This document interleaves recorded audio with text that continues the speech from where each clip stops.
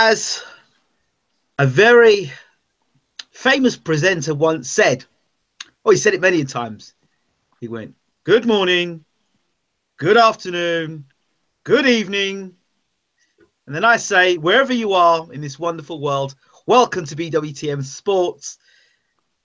I first have to make an apology to all the people that view this channel. I have to say, you are the fans, you are the supporters, you are the followers, you are the viewers, you are the connoisseurs, you are the casuals, you are the whichever you want to be. You fit a certain criteria. You're the creative, you're the non-creative. I want to thank you for your support and your insistence in getting certain people on the channel. Without your insistence, there would be no guests. That being said, I started to get quite perturbed by certain guests having to reappear more than once in the space of a week as requests. I'm looking and saying to myself, why is it that these guests are being requested like nightly? And then it's like I got an epiphany. People say, what's an epiphany? I got a bright light just kind of went off in my mind. And do you know what it is? I've come to the conclusion that there's so much BS in the world of sport, in the world of boxing, that I've been quite fortunate on the channel that people that come through the channel are all straight talkers. Well, the majority of them are straight talkers. There are some that people have question marks about. I'm not mentioning any names that speak very straight talking, but yet people feel that they see holes in them. That's not for me to make that judgment. For me, it's for me to get the guest on the channel and to make sure that I get the best out of that guest, that we get to know as much as we can about that guest, whomever they may be. But I understand that there is almost a craving to hear from people that speak the truth. And there's one thing about this channel. We allow people to speak their truth. We allow people to speak their truth on this channel. And whether you like the channel or not, whether you like me as a host or as interviewer, I couldn't care less. As long as you get to know what the person that we invite on the show has got to say, that's my job done. And it seems that there have been characters that have come on this show and have got a good fan following. So we're thankful for that.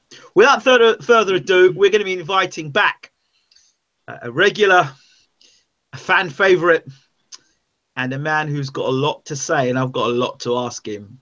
None other than Asgar Tair. Asgar, how are we doing? I'm great, Ingram. Thanks for having me on, my friend. How are you, sir? I'm good. I have many questions rolling around in my mind. I've been waiting a long time to get on this show. You know me. I've got to get on that show. I really want to speak to Ingram, catch up with him. It's timing is everything, though, is it? Would you not say Absolutely. Timing is everything? Absolutely. And I think the timing is sort of perfect because you're on tonight. Peter Fury's on tomorrow night. Very nice. What do you think of that? I think it's great, you know. At least you hear it from the horse's mouth from Peter. You know, people can assume and say what they want, but at least Peter tells you how it is. Straight talking. Do you know, I must be the dumbest person on the planet. For all these years, I've been thinking, how am I going to get these people on the show live? So I was thinking Google Hangouts, the only way to do it. But then I realized all I need is my mobile phone. And we make it possible. So we've had, in the last few days, we've had quite a few people on the live shows that you've seen. And people seem to like it. Okay. Now, this leads us right into our conversation. Okay. Key word. Oh, before we get into our conversation, how bad-mannered of me. Who is Asgar Tair? What do you do, Asgar? I'm a boxing coach. I run a professional and an amateur boxing club in Derby. I coach people all over the UK and internationally, mainly Pakistan, some people in Spain. So that's it, boxing, just boxing coach, boxing fan. Fantastic. So far away. Keep going. Sorry for interrupting you there, sir. That's it. That's all I do. I'm just a boxing man. Okay, so you were leading us into something. Let's go. Well, you did. Well, basically, you says, you know, you thought that you needed so much to do an interview to get them live on TV, and then you pulled out your mobile phone. Yes. Now, Mick Hennessy just made an announcement about the Parker versus Hughie fight live on YouTube. Yes. A lot of outrage, a lot of people misunderstanding that. But you hit the nail on the head. Technology, time has changed. People need to adapt, and you can have it at the hands. You don't need to rush home. You don't need to rush to the pub. You've got it on your mobile phone. And that's how people got to accept. It's a revolutionary idea. And you've got to be brave. You've got to dare to change. And I think this is a fantastic, a pioneering kind of example, because this is going to be the future. Go back to 1975, the Thriller in Manila 3, when Ali, when that was pay-per-view, people laughed. When Sugar Ray versus Marvin Hagler was pay-per-view, people laughed in 1981. People couldn't understand pay-per-view then, but look at it today. It's everywhere. Now, today, Peter and Mick Hennessy are saying YouTube, social media, that's the way forward. Now, you look at the audience. You're not limiting yourself to one area. You're global. It's a big world. People may not see it today, but they will definitely see it tomorrow. And Mick Hennessy and Peter will definitely be cashing in. Believe me. I can tell you firsthand the power of social media. Well, I don't need to tell you the power. So you know the power. So and you know how we've been affected by the power of social media. So Absolutely. I mean, you never know who's watching you. And I know one thing now. The great Lennox Lewis said it to me. He said, Ingram, you never know who's watching you.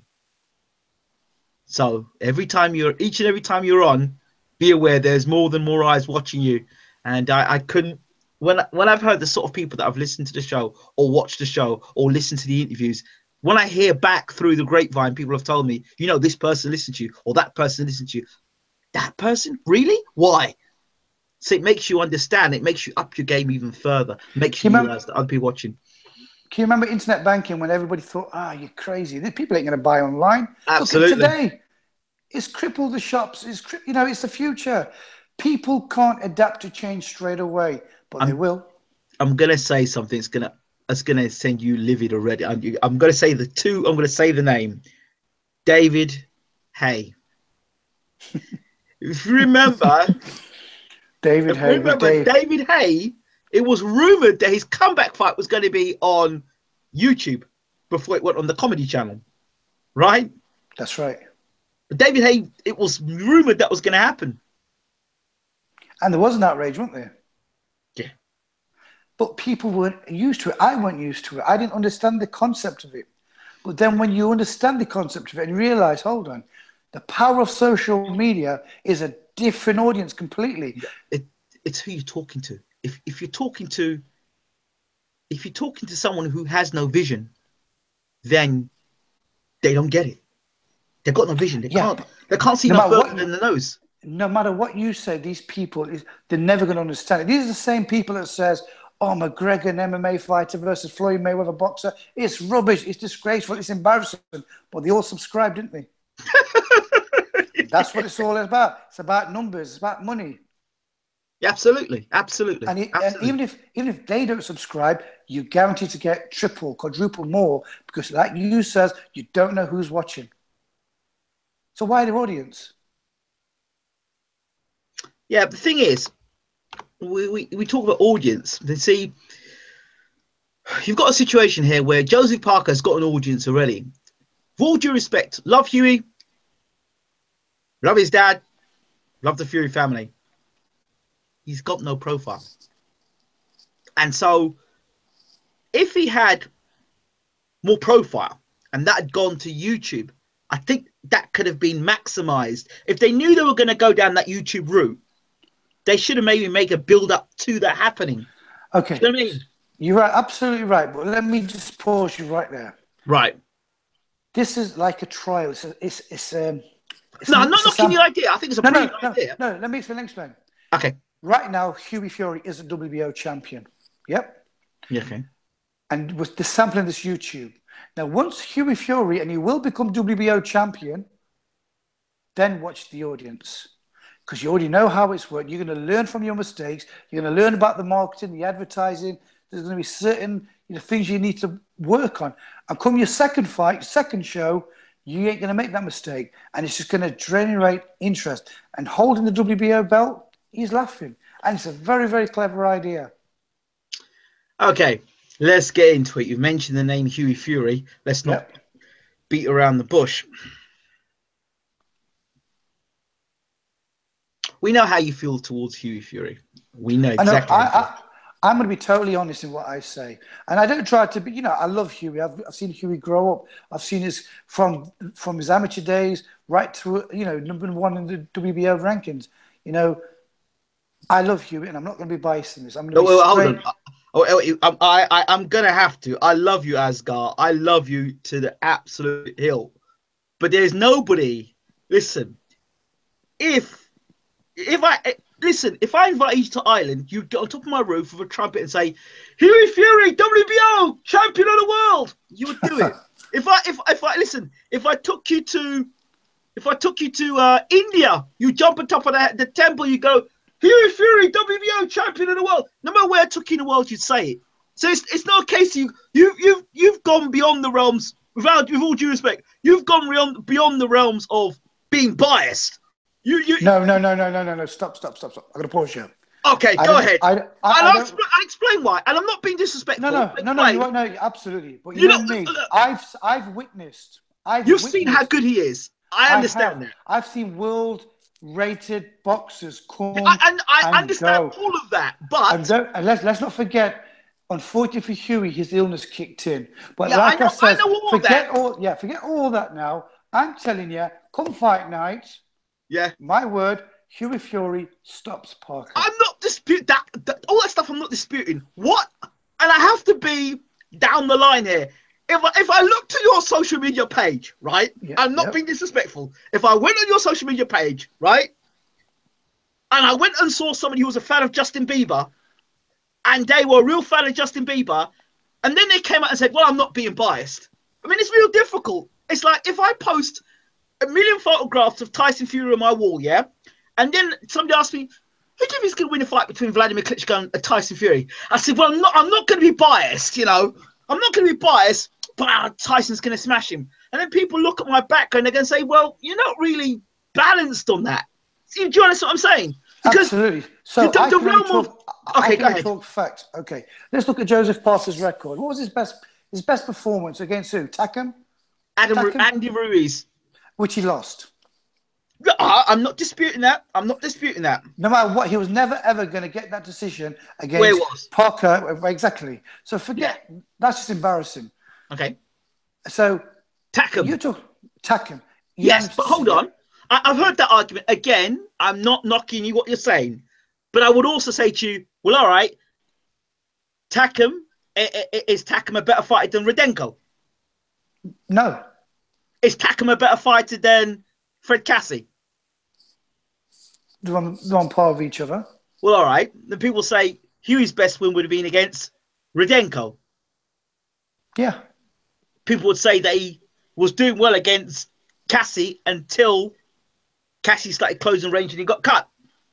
No, if you look at the fight and go back to the rounds where he says, I feel drained. It asked from round one. Yeah, this is fact. He was ill. And Hughie wasn't even getting touched. That wasn't a punch. That was a clash of heads, wasn't it? Yeah. So, but like I said, forget all the excuses. If I had to put my house on the line, I know I'd put it all on Hughie Fury. You take the house and the roof. I told you about the roof already. Yeah. Let's not use houses or temples or anything you can jump on with a horn and jump and say Hughie Fury. Let's not do that. But didn't I tell everybody about Tyson Fury? You did. Because you are the most loyal man. I swear you are loyal, and your loyalty is absolutely unquestionable, right? But if I sat here tonight and I went, yeah, Asgar, you're non-biased, and you're not biased towards the Furies. The fact that you've been with them in the corner, worked with them in the corner, and had an association with them before, it's a conflict of interest if I come and say to you, well, okay, hey, let me hold you there. What? Okay. Like you said, I'm not in the corner now, am I? So have I got a reason? Okay, we'll get into that as well, but we'll get to that. But still, your heart is still there. A man's heart don't change like that. It is what it is in that sense. You still believe in who he is. His skills don't change because you depart from the team. However it happened, he still is Hughie Fury. He still has that ability. You've still seen that. That don't change. And he's still young. Mm-hmm. Whatever the outcome, he's still young. Now, I have no doubt whatsoever he'll win. And even if he lost, even if, I know it's a possibility because it's heavyweight boxing, all it takes is one punch. But he's still young. And imagine what he was doing at 19, 20, 21. Can you imagine what he's doing at 25, 26, 27? This kid's the future. This kid's going to really, really, and I shouldn't even be saying, kid, he's a young man now. He's really, really something. And he's so dedicated to his sport. And I truly believe he'll stop Parker. I truly do. Okay. So remember, I'm trying to look at it from the eyes of fans and people who still are on the fence about whether they should get tickets or not. And they're going to look and say, the last time I saw Parker fight was it against Andy Ruiz, correct? Not Andy Ruiz, the reserve guy, isn't it? He fought after that. Didn't he fight the reserve guy afterwards? Who? Parker. He fought after Andy Ruiz. He had that sort of reserve heavyweight that nobody cares about for 12 rounds. He fought that guy. Where are you going? I know the name. I know exactly what you're on about. And he 8 rounds, was it? No. Yeah, 8 or 10 or 12. It was a fight that nobody cared about. And he looked bad. He looked really bad. He looked really bad. But then people would say the last time I saw Hughie Fury was 2 years ago against Fred Cassie. That's the picture people have of Hughie Fury. And until he gets back in the ring, and really, unfortunately, he had that situation where but like you said, they both have got their negatives and positives. Yeah, they both are young, up and coming boxers. They both are serious talents. Hughie Fury is former world champion. Parker did very well as an amateur. Now, these are two natural talents. Absolutely. And the jury's out for both of them. And this is the beauty of this fight. This is to see who the real deal is. And whoever wins and whoever loses can still come back because they're both seriously talented. They're both pedigrees of boxing. Okay. Now, I want to talk a bit about your time with the Furies. In particular, I want to pick your brain about something. In my assessment, and this is from an outsider looking in, I can't say I was an insider in that sense, from an outsider looking in and kind of getting a sniff of Hughie and a real flavour of Peter, it seemed to me that Peter's doing a toughening up job with Hughie in terms of putting him through the most toughest, nastiest, dirtiest, roughest of training camps to the point where Hughie went into that training camp a boy and will come out a man. What are your thoughts on that?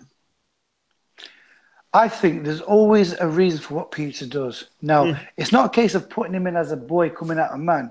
This is a man to see if he can break. This is a man to go through the trenches to see if he's going to break. At what point is he going to break? And Hughie Fury ain't one of them guys who jumps in the jungle. This man will eat the lion and come out carrying the lion. Hughie's gone through the trenches, come out even hungrier. You can see it in his eyes. That's the only thing. Everything's for a reason with Peter. Yeah. Everything's calculated. The man is a genius. But to me, it looks, and I looked at it from the Fred Cassie fight, that maybe, and I don't know, I'm going to ask Peter out as well. There was almost he looked at it and went, mentally, I need to work on this guy a bit more mentally. I can't have any sort of mental fatigue or any sort of issues. I'm going to push his body to the absolute limit. So I know come fight night, there's going to be no excuses about sicknesses or illnesses or stress. My son is going to have gone through absolute hell and back, and I would have put him through that hell and back. So there's nothing that Joseph Parker can bring that's going to change the course of history, which is he's going to be the new WBO champion. That's what I'm reading it. No, that's exactly what it is, and I'm sure it is. I'm sure when you ask Peter, and that's what he's got to be like. Because, okay, you've understood that he's fought before, and the illness has always kicked in. Yes. This time, there's no risk. If it does kick in, you've been through the trenches. Exactly. And you've got to ride through it. The only reason why I picked that out and that came to my mind was when I went back to the Fred Cassie fight, and he went back to the corner. He went, "There's nothing there." He went, "There's absolutely nothing there." He was pleading to his father, and Peter was going, "I don't care, get with it." And it was like people like shouting at him, and I don't know what got Hughie to get up and still fight through those rounds with the illness. But he got through it. But I thought Pete was kind of said, you know what? Having looked at that illness, we can't afford it to happen again. And even if it happens again, we have to be able to fight through hell. So it looks to me that Hey, Hughie's gone through absolute hell. every single boxer that goes through Peter's always taught this. There's no shame in being carried out on your shield. If you're going to go for it, go for it. If they knock you out, so be it. But give them everything. And like he says, there's no shame in being carried out on your own shield. Absolutely. I mean, Joseph Park, I know that is actually in Vegas at the moment. He's going to be, because I set up some sparring for Stavern with Bashir, with what's his name, Serenko, and the tall guy Vasa, what's his name, Vissa, for Stavern's fight coming up against Brazil. But now Joseph Parker's over there at the moment in Vegas getting some sparring. So I don't know what Parker's moves are now. What do you think Parker brings that Hughie needs to be concerned of, in your opinion? Patience. Okay. He's a smart man, you know, especially coming from the great amateur pedigree. He probably take his time and think, you know what, let me just suss out Hughie. And on the flip side, Peter would already know this, and Hughie would know this. It really is going to be a game of chess for the first few rounds. This is actually going to be an interesting fight. You don't know how it's going to happen. You don't know how it's going to end. You don't know how it's going to start. You don't know who's going to come out the aggressor, defensive, or whatever. But one thing I do know is Peter will be clued up. Parker will be clued up. But talking about Joseph Parker, he let me down. He let me down. I expected better of him. I was tweeting him, sending him messages, and we had a little laugh with him. And he responded to one of my tweets, and I thought, have you just broken stance? Have you just broken form here?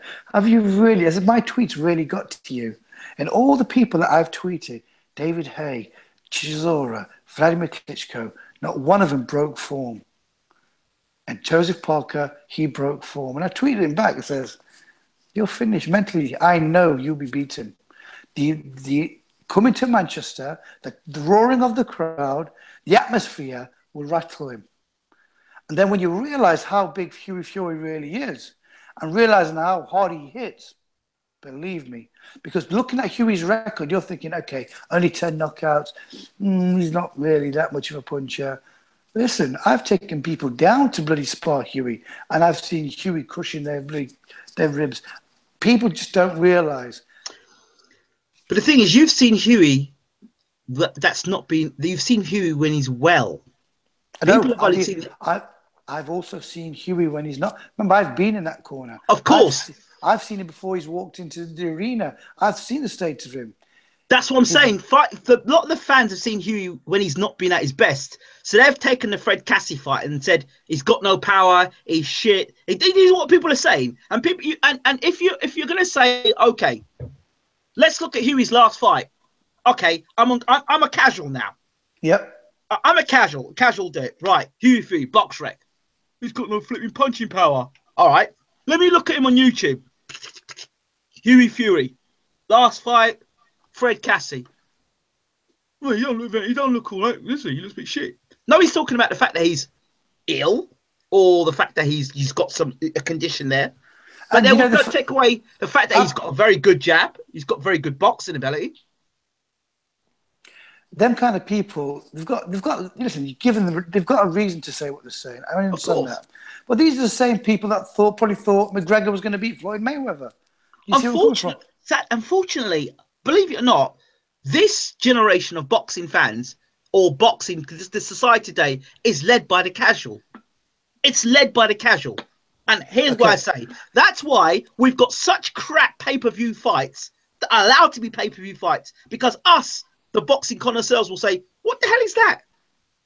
But that's why Sky can get away and say something's a 50-50 matchup when Conor McGregor's fighting Mayweather, and call something a 50-50 match, and when casual go, really? It's a 50-50 match. When us will say, what do you mean? Get out of it, it's a 50-50 match. Do you know what I mean? So the casuals are leading it. The casuals are what the promoters are interested in now. They're trying to Yeah. sell to us. See, they're all sheeps, and you like the saying goes, lions don't lose sleep over the opinion of sheeps. Yeah, And but unfortunately, it's the sheep that are the paying public now. The sheep are the paying public. yes, and let them rant, but this is the fight that's going to show them what Hughie's all about. The jury's out. This is it. This is it. Believe me, you will see the best of Hughie Fury. I don't have any doubts about that. I don't have any Even doubts about it. even But the I'm just painting the casuals. picture. I'm painting the picture, the real picture. We talk real talk. The real picture, what people are going to say. All right, what's his last fight? You didn't look great. And then you look at, well, okay, Parker's fought better opposition. That's what they'll say. Or they will argue and say that. Or more consistently. Rightfully so. They've got an opinion and they're entitled to their opinion, and rightfully so. But come fight night, when Hughie lifts the belt, they'll all change their mind. Okay, Remember, let's talk game plan. Let's not in game plan. Let's mark out how you see this fight going. And I see. go ahead. I think Hughie will put him on his back foot straight away. I literally do with them long jabs. He'll just keep poking into his face, coming at angles, keep switching. Parker will not know what to do. And the moment he steps forward, bam, he will feel the power. He's not called Fist of Fury for no reason. And then Parker will remain on his back foot. Then he'll get desperate and he'll start to come forward and make mistakes. And Hughie will just keep picking him out. Single shots just until he breaks him. Once he opens them up and realizes, right, we've pinpointed your weak spot, but we're not going to go for that right now. We're going to open up another weak spot. Then they're going to just open like a can of beans and break him to pieces. And I predict a stoppage. Okay. You predict a stoppage. Yep. Why would he stop Joseph Parker when guys like Andy Ruiz and Fred and Takam could get the knockout? Because these guys are straight punchers. These guys are always going for the head, whereas Hughie Fury will literally be going for the body and breaking up that body. He does work the body well. He does have a good jab. And go back at Hughie's fights and look at the angles he's throwing at. He's like the Matrix, like Neo and that. He's throwing at so many awkward angles. But again, coming from you, and again, with all due respect, coming from you, and then people go to look at your Facebook page or your Twitter page, they'll see it's like a Hughie Fury like fan. That so when it and that's what's kind of hurtful here, because even if you're talking sense, which you are, and I can see and I can separate the two from the supporter and the coach. I can see that because I know you intimately like that. I know we've spoken out off the camera for a while. I know that. I remember when we first met, and I was backing Chisora to cause the upset over Tyson. Remember that? That's how we first met. And you said to me, "No, Tyson will do the job. In Peter we trust." Remember that line? I do remember that. He said, "In Peter we trust." I said, "Oh, fair enough. He backs Peter and he backs Tyson. Well, fair enough. Fair enough."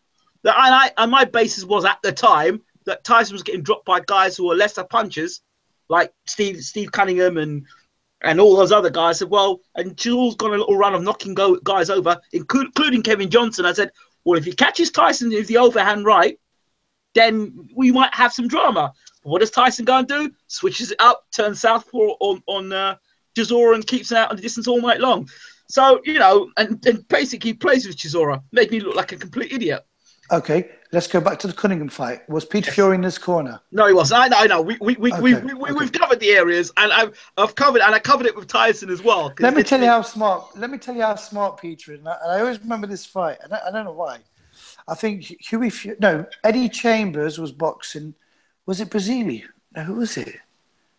Well, Eddie Chambers was fighting, and Peter goes, "Look, Eddie, I want you to throw this shot, and I believe you'll stop him." And Eddie was like, "You sure?" He goes, "Listen, just throw this shot. I want you to fake the jab low and just whip it over." First round, throws it low, whips it over, bam, stops the fight. I actually saw that, the training for that fight. And I've actually got the footage somewhere of Peter talking and telling him, "This is what you're going to do." And this is how Peter's so calculated in what he does. He ain't one of them guys who tries to... He knows what... He's not one of them cornermen who's shouting in the corner. He's already told you what you need to be doing. He's already gone over it thousands of times. All he'll do is remind you. Stick to the game plan because he's already sussed. He would have broken up Parker's game plan, his defenses, his weaknesses, everything mentally, physically. Peter's so calculated that, believe me, Parker is getting stopped. See, the thing is, I don't doubt the ability of Peter Fury and what he does as a coach. No doubt whatsoever. For him, Can I also go back to another thing? yes. On the tweets, a lot of people are saying, "Oh, this about Mick Hennessy. Oh, Mick Hennessy doesn't really do much. Why have they got Mick Hennessy?" Hold on a second. He got Hughie Fury the WBO title fight in his hometown. What more can a boxer ask for? Think about it. A lot of people, I tell you, people are really talking in the room. Or abusive, or No. They're quite good tonight. They've been quite good tonight, to be fair. Been quite good. Okay, so now the moment of truth. People want to know exactly why you former Team Fury member and not a Team Fury member at the moment. Interesting. Well, Peter's now, as you know, Hughie's now managed by MTK. Okay. And their sponsors, and obviously they've got a good man, Johnny Roy, involved. You've got Johnny Roy, Peter Fury, Clifton Mitchell, without doubt the most experienced man you're going to need, and you've got John Fury. Now, obviously with me, it was a case of, you're always part of the team, but you're not on this venture. I've always, me and Peter were still always in contact. Me and Tyson was always in contact. So it's not a case of, you're not there no more. I'm always there. I'm always there to help. But on this occasion, I'm not. So that's cleared that up because people have got different conspiracy theories and rumors as to why. The next thing, I've not heard any conspiracy rumors. I have. I've heard plenty of them. Have you? Yeah, I have. Do you want to hear some of them? Please. Well, ask Peter tomorrow. That'd be Well, good. I can't ask Peter tomorrow because I want to ask you, so then I can ask Peter tomorrow. Okay. So I'm kind of setting it up for tomorrow. See, Okay. Got it all kind of locked up for tomorrow. See, so the conspiracy theory is this. You remember you did it, and this is going back about a year ago. It's interesting how interviews can always come back and revisit you. We did an interview about a year ago. We were talking about a certain individual, and we were also talking about how you've been treated by this certain individual, and how this certain individual and you probably didn't see eye to eye, and you felt that this certain individual may have been a bit of a rat and a weasel. I think were your terms. It came to light a year later, a couple of months ago, that this same person that you were talking about was going to make big headlines for the sort of things that you said this person was a rat and a weasel for. Some of the problems Tyson's had in terms of the camp and somebody going and grassing him to the newspapers, the same person was related to those rumors, and that same person I know where you're getting at, but I'm letting you do the talking after this. But the same person was related to you actually no longer having the relationship that you have with the Furies. Well, these are the conspiracy theories that are coming out because they're all coming out from left field out of one situation that's happened. They've put one and one together to make five. So they're conspiracy theories. So you're the man to put it right. And I've not mentioned no names. So you know where we're at. Okay. Whenever I do an interview, I've also got to think who I'm representing, who is it affecting, whether I'm right, whether I'm wrong, whether I should have said or shouldn't have said. I did an interview which I didn't intend to affect people, but negativity came across on certain people, which on my behalf was wrong because I didn't really think. It was like a ripple effect. Was it affecting a lot more people? And it did. And to be fair, it was a massive lesson learned for me because you've got to think about what you say. It's not a case of, okay, I may be telling the truth, I may not be telling the truth. But it will always affect others around you. And Absolutely. It's not fair for those around me because they've not done nothing wrong. And in a way, I'm glad I did the interview because one, it was a massive lesson that I learned. It was a massive lesson. But in terms of conspiracy theories, until you hear it from the horse's mouth, Peter, speak to Peter, see what he says, and then you know what the truth is. But there was a truth that you were speaking. See, the Possible. thing is, there are people that love to come on the channel and shoot from the hip, bang, bang, bang, bang, bang, bang. I speak real talk, bang, bang, bang, bang, bang, bang, bang, and you shoot all these bullets off. But when you're shooting all these bullets off and you're saying these things, you don't know who you're hitting. You might try and hit one or two people who actually you're exposing. But when you're exposing those 2 or 3 people, you also are affiliated to people who you actually love and care for. Absolutely. And that's where the problem is. You're shooting bang, bang, bang, bang, bang. You don't think any one of those bullets may just ricochet off and hit one of your loved ones. Absolutely. And that's what you got to be careful with. And that's why people are like, oh, yeah, bring that person on the show and have them on every week. I'm like, no, and I've had to have words with certain people and say, listen, you can't be shooting from the hip like that. It's great, be real talking. Everyone wants exposed, be this exposed and that exposed. And the person behind the keyboard sitting back and laughing and cracking up and, in tears about it. They're getting their enjoyment and their gratification. But the people's names that are being mentioned, them, their families, sometimes their kids are being affected. They can't walk the street. I mean, this is serious stuff. Some people need to be outed because they're rats. They are what they are. Well and truly they are. That's not for me to do or decide, but obviously those people who've got a grudge or got a problem, they feel they need to air it here, they do.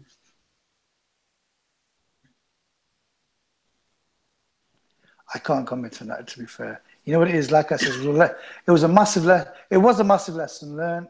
It was just a massive lesson learned, to be fair. So no names to be mentioned, but have you got anything to add, or is it a subject you don't want to talk about in terms of that individual and the certain revelations come out recently about that person?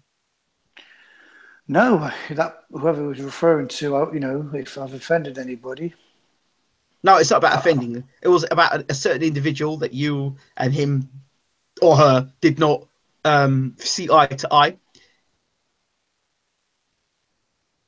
It probably still don't. But like I said, I've gone past all the negativities. I don't know negativity in my life. All these people that around me that are negative, they can do one. Just positivity. I wish everybody well in life. There's an old saying in the Bible. What does it say? Never tackle, you will like done on yourself. Or never tackle evil with evil. Do you understand that bit? Yeah, I also heard Sid Justice say something to Hulk Hogan. He said, do it to the man who would do it to you, but do it first. Sid Justice. You're good. I listened to that and I went, It's a good saying. But it was from Psycho Sid, so I mean, he was one of my favourite wrestlers of all time. But he said it, and I just thought, what a great man. But I wouldn't do it, but still. See, it's got you thinking now, hasn't it? See? No, but I wouldn't. Yeah, it's true. But you know what it is? How I see it is, it was a lesson learned. I don't even want to think about it. So it's all behind you. It literally is, yeah. Good. So we don't have to talk about it no more. Done. Good. Sorry. Okay, let's move on. The next subject. Let's talk a little bit about the heavyweight division. Yes. Some interesting fights coming up. Staverne's a bum. I don't know why you have Staverne in your show for. He's a bum. I don't know why people are saying he's a bum. Let me tell you about Staverne. Staverne is a quality, respectful, former world champion, WBC champion. Now, in my eyes, I think a lot of dodgy shit. I mean, a lot of stuff, dodgy stuff was going on with his fight with Wilder. Now, Wilder is obviously doing whatever he can to avoid Staverne. Doesn't want the match. Obviously, he's probably paid Staverne to step aside for whatever reason. Obviously, just trying to capitalize, cash in. But Staverne is a smooth operator. You do not for 1 second take this guy lightly. He's a hard-hitting, durable, legitimate champion, former champion. Hats off to that guy. Great guy. So why is it people say, oh, he's a bum, he's old, he's No. He's only a bum because people don't know about him. People ain't. He's not like your Tyson Fury. He's not like He's not charismatic or whatever you call it. Yeah, He's yeah. not all. And people can't relate to him. They don't know how to describe him. So the most simplest thing to say is he's a bum, he's shit, whatever. They just don't know him. But any boxing man will tell you he ain't no mug. It's interesting because somebody said here, boxing fan says, Stavern is a slightly better version of Derek Chisora. And Derek Chisora is a very, very respectful boxer. But Is it slightly better version of Derek Chisora? Much better version of Derek Chisora. Derek Chisora is at a European level in Stavern's world. He's proven he's already been the WBC champion. So it's just stupid to even compare him. So this fight now he's got against Dominic Brazil. Yeah. Oh, Stavern's going to get smashed by Brazil. What are your thoughts? Really?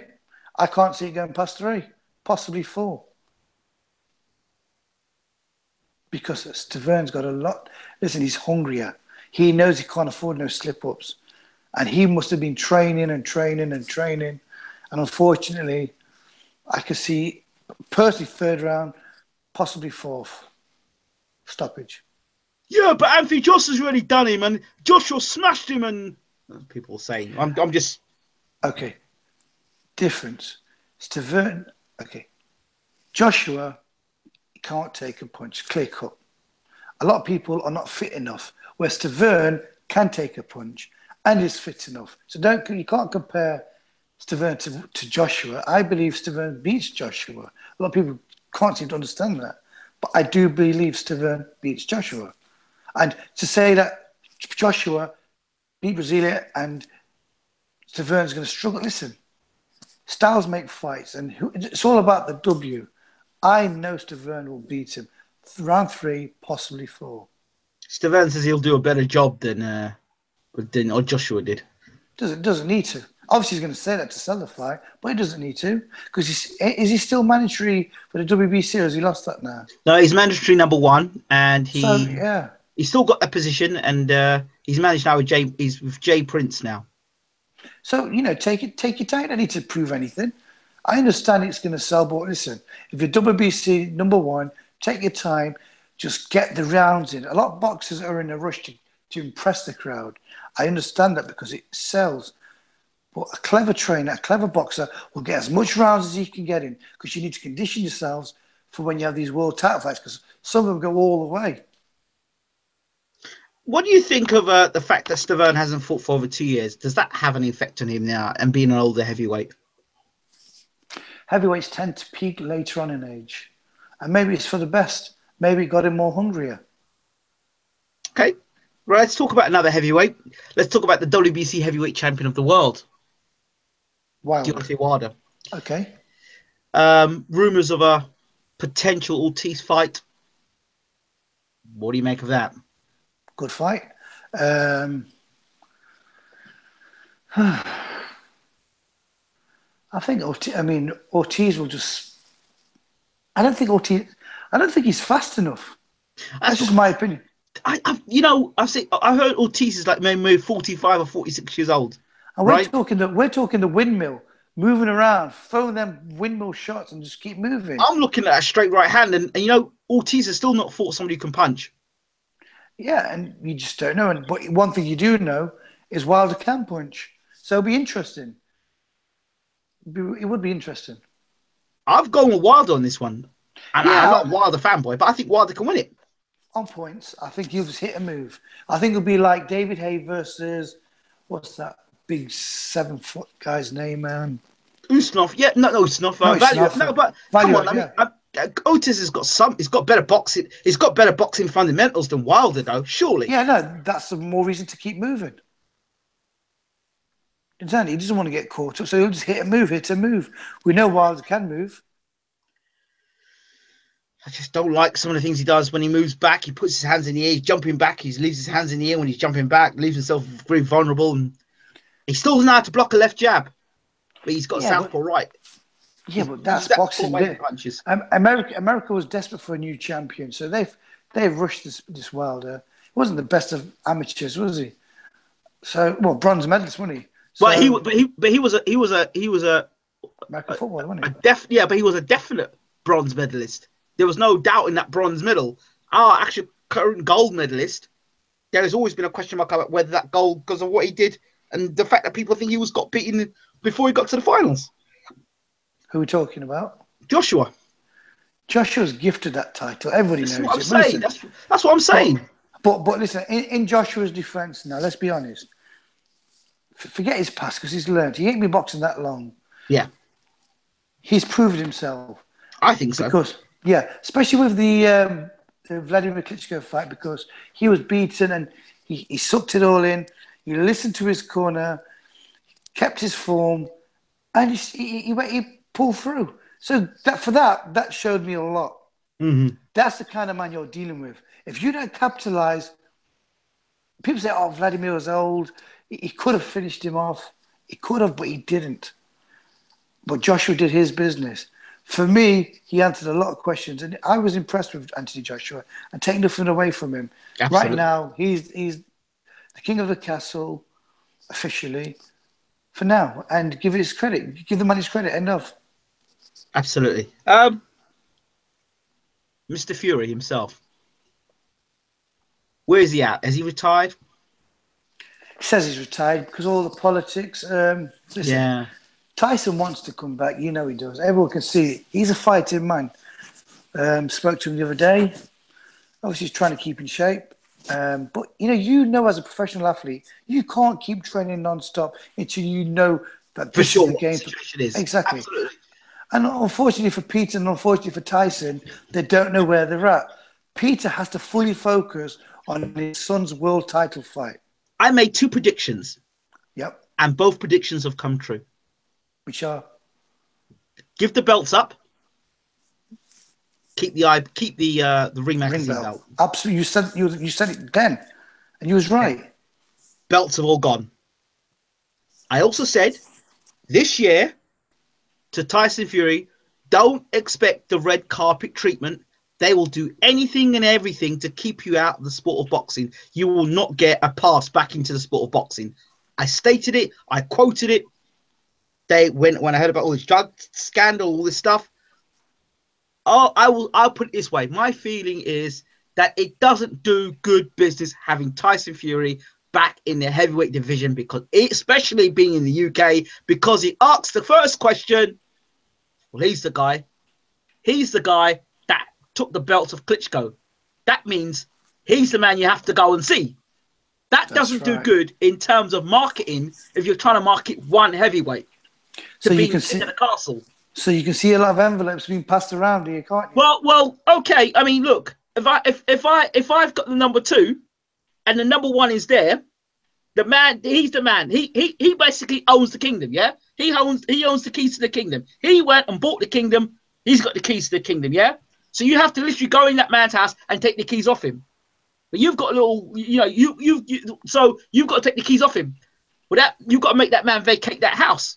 So either you beat that man up to vacate the house, or you take him out in some other way. And what seems to have happened is, between Tyson saying some things, what he wanted to say, and some other things going on behind the scenes, you've got a combination of those things happening, and now he's not only just been put out of boxing. I would not be surprised if there were some political hands involved as well, because he did offend a lot of people, even if he didn't mean to do so. He spoke his mind. Okay. History repeats itself. Remember when Muhammad Ali was the best of his 2 years was taken away, but came back to prove the world, where everybody says Frazier was the man, Frazier's the champ. But eventually the public are going to scream out, no, Tyson Fury's the man. We need Tyson Fury back. He's the man that beat the man. He's the one true king. Now, these pretenders can continue pretending, make as much money as they want, but in time, they will demand justice. They will demand Tyson returns, because a lot of questions, and it will sell. So Tyson is still got the ball in his court. He's the golden nugget. End of. Now, the only concern of Tyson is how he's living his life outside the ring until he makes that comeback. Well, he's spending a lot of time with family. He's relaxing. He's trying to put himself in a great place. You can't fault the man. This man, you know, you can see he's just spending great time with his wife and kids. What's going? Is he got something wrong with his voice? He always sounds very raspy now. Yes, I spoke to him about that.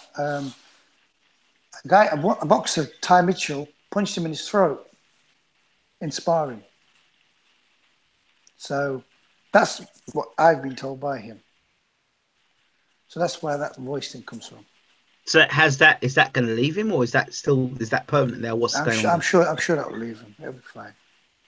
Okay. I know he feels quite passionate about the sport, and I know Tyson's up and down at times. I even actually predicted an early retirement for him. Well, a lot of people say he's up and down. Listen, think about it. You've just won the heavyweight title. You're the king of the castle. The thing you've dreamt about as a kid, the thing that your dad predicted when you was born. You've just now achieved that and coming back to England. Okay, he doesn't help himself because he says what he believes. Now, there's nothing wrong with what he's saying, what he believes.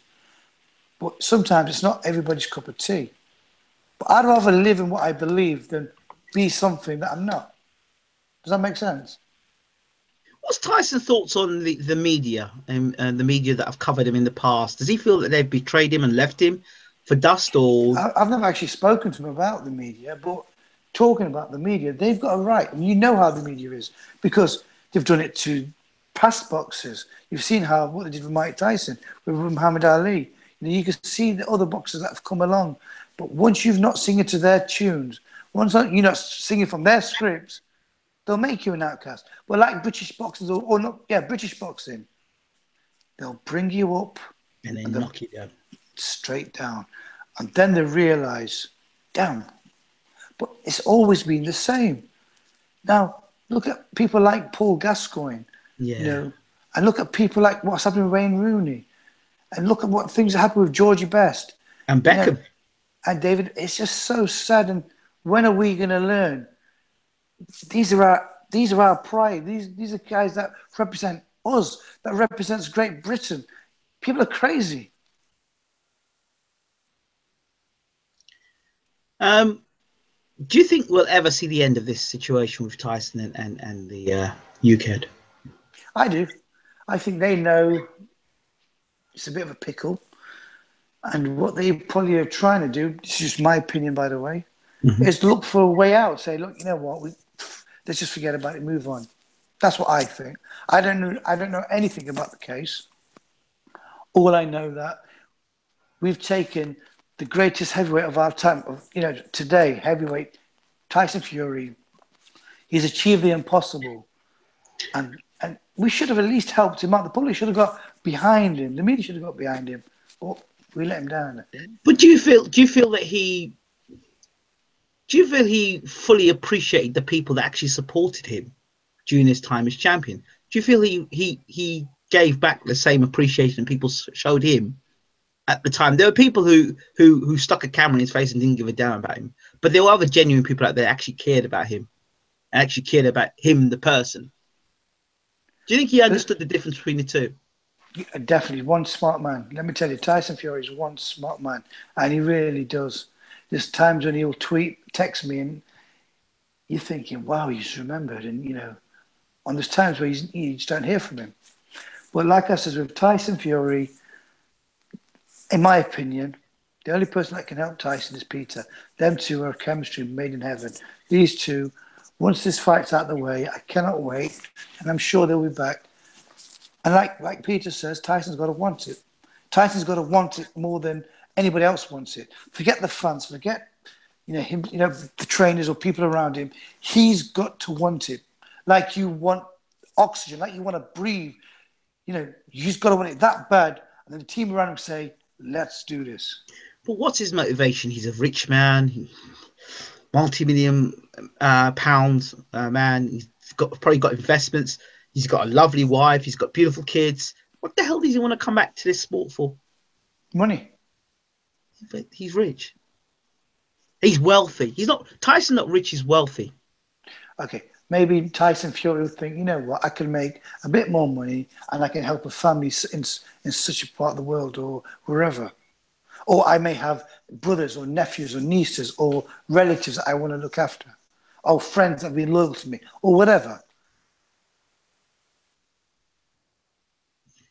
But it's something to get off the seat, the seat of your pants, Or, after you've been or, comfortable. or maybe he just wants a platform to say, I'm a devout Christian. I believe in Jesus Christ. I want to spread the word, or whatever he wants to spread. Maybe that's what he wants. We don't know. But one thing we do know, we all want him back. Forget what the media says. Forget what people say. The people love him. Boxing needs him. We need him. Got to It's say a little boring message. without him. Got to say a message to Tyson. Tyson, I hope you're well. I have to say that I thoroughly enjoyed doing interviews with you. I think from the day one that we started talking, I would say that your interviews were the most entertaining, the most at times comical, but you spoke so much sense. You predicted the demise of David Price when Price was still unbeaten. You told me how you would beat Chisora, and you explained exactly how you were going to do it. You said to me that you were going to save it on the night to do it. You did it. I said that you would beat Klitschko. You said how you, and you argued me. You said how can you predict that I was going to get beat by Chisora, but yet you said I was going to beat Klitschko, and I explained to you exactly how I saw it and why you would beat Klitschko, and you became world heavyweight champion. And there are more people that miss you in the world of boxing than those that don't. And the world heavyweight championship and the division itself is much better with a Tyson Fury in it than with a Tyson Fury not in it, despite what some haters may say. I don't think for one moment that Tyson wouldn't have faced the best in the world. I think he would have faced everybody and all comers. So for years he told us he was going to beat Vladimir Klitschko. For years he was banging on about how he'd beat Vladimir Klitschko. He did it.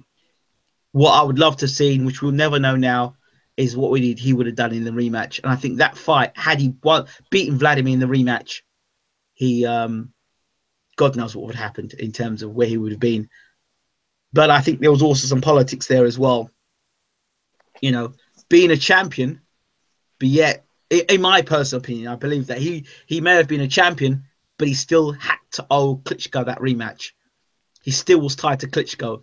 So for me, I don't know. I don't know. Tyson's a free man. He wants to be a man to do what he wants to do, and maybe that. I don't know. I don't know. But champ, would love to see you back. But even if you don't come back to boxing, you're a wealthy man. You have family, lovely wife, kids. You know, investments. So if you don't come back to boxing, at least it'd be great to hear your voice in a commentary team. I think he'd be great as a boxing advisor. He's got such an intelligent guy, really is. Some of the decisions he may have made may not have been smart, and maybe if he had a PR team, he might not have made some of those decisions. But then on the flip side of that, we would never have seen the Batman situation. We would never have seen some of the comical things Tyson would have done if you had a PR person. And I think Tyson so much resented the idea of being a robot and speaking from a script. He resented it so much that it tipped him completely the other way, and he was anti-script, but then he was pro-freedom to a Can point I where just it say? was. Can I just say something, Ingram? Yes, go ahead. Who people don't put the positives at Tyson. People don't see that Tyson was going around helping the homeless, getting them shelters. People don't see the bigger picture that Tyson was uniting I have to faiths. say, I have to say, he didn't want to talk about that stuff. He said to me, "I don't want to talk about that stuff." It's because he's one of those sincere people who don't want recognition for the Absolutely, good stuff he does. absolutely. This man united faiths. He brought people from all colours, all religion, all genders together. He united them. He Hold made on. team. Do you really think that that is what was wanted in this society at this time? Really? No, no, it wasn't wanted. Okay. So you got a heavyweight, the world heavyweight champion, unified, bringing people together, speaking about faith and religion. Um, you know, outspoken, says what he wants to say when he wants to say it. I mean, I don't know. That's causing a problem. Listen, exactly. He wasn't. He wasn't. It was the wrong time for him. sad as it was a wrong time, and people invested millions into Joshua, and this is the biggest threat that would jeopardize their investment. So a lot was done behind the scenes, and to make Tyson be pushed away. This UCAD deal is absolutely pathetic. How many other boxers have had investigations that have been sorted? A lot worse than what's going on with Tyson. So you can see what's going on, can't you? Yeah, absolutely. No, but like I said, it really saddens me because Tyson is one of the most caring, loving kind of guy. He's the kind of guy that you're in a room and there's a little baby there. He's the type of guy who will go and pick the baby up and start kiss. You and I can talk about that, or anybody who's really had that outside the camera, sit down and talk with Tyson. People know that. But most of these people, I've seen Tyson on the TV being a salesman. They've seen Tyson doing the things that he does in front of a camera, but they've never caught him off camera and had a word with him. And I'm sure people that have met him outside, off camera, will say he's one of the nicest guys in world boxing. Yeah, but see, it's a catch-22 because the media wants something They want something controversial because it sells. But you know how it goes. Those that control the media control the minds. You know that, I know that, and any smart person knows that. So it is what it is. So that's why I ensure that I have a responsibility as a media man to ensure that a different perspective is put across. The truth is put out as much as possible. Yep. Look, me and Tyson we didn't agree on some things. But I openly said it. I wasn't one of these guys that said something behind his back and then didn't say it to his face. I always asked him exactly what I thought. You remember this conversation today? Yes. When Hughie Fury gets that WBO belt back, yes, and the team are all back together, watch how the tables are all going to turn. See, people believe in, these forces or the behind-the-scenes corruption or whatever. People can plan whatever they want to plan, but the best plan of all planners is the Almighty, and that's who their faith's in, the Almighty. So they can all try what they want. Power comes from above. Let me ask you a question. So, is it a conspiracy theory, or were there dark forces, or are there dark forces at work? I believe there are dark forces at work. Definitely, 100%. Still.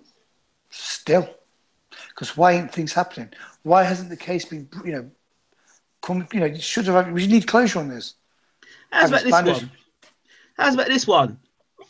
Oh, that fight's not going to happen between Fury and Parker. Not going to happen, mate. Not going to happen.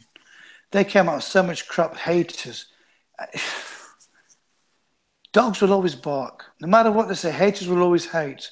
Who gives a shit what people think? They're never going to like what we do, or Furies do. But my point is this. The fight is happening. They're on YouTube, pay-per-view. And when it comes to fight night, Hughie will be WBO champion.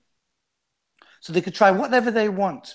And because of the politics, in case you don't want to take no chances by going to points, the only way it's going to be given is by knocking him out. And I believe that's the way forward.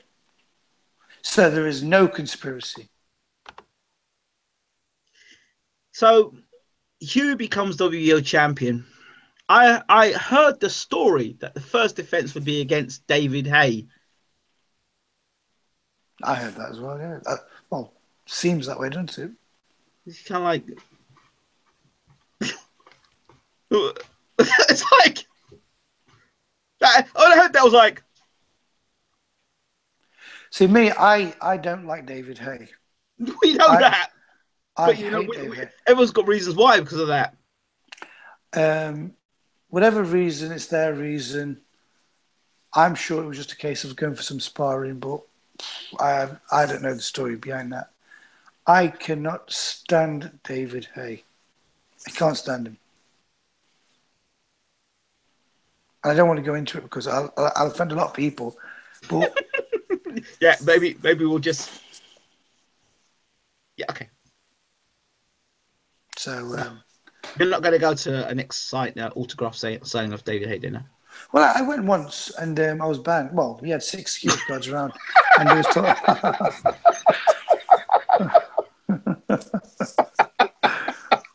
on the subject of David Haye, a Haymaker Promotions or Haymaker, whatever it is, Ringmaster, whatever the hell it is. Yeah, Joe Joyce against Ian Lewison.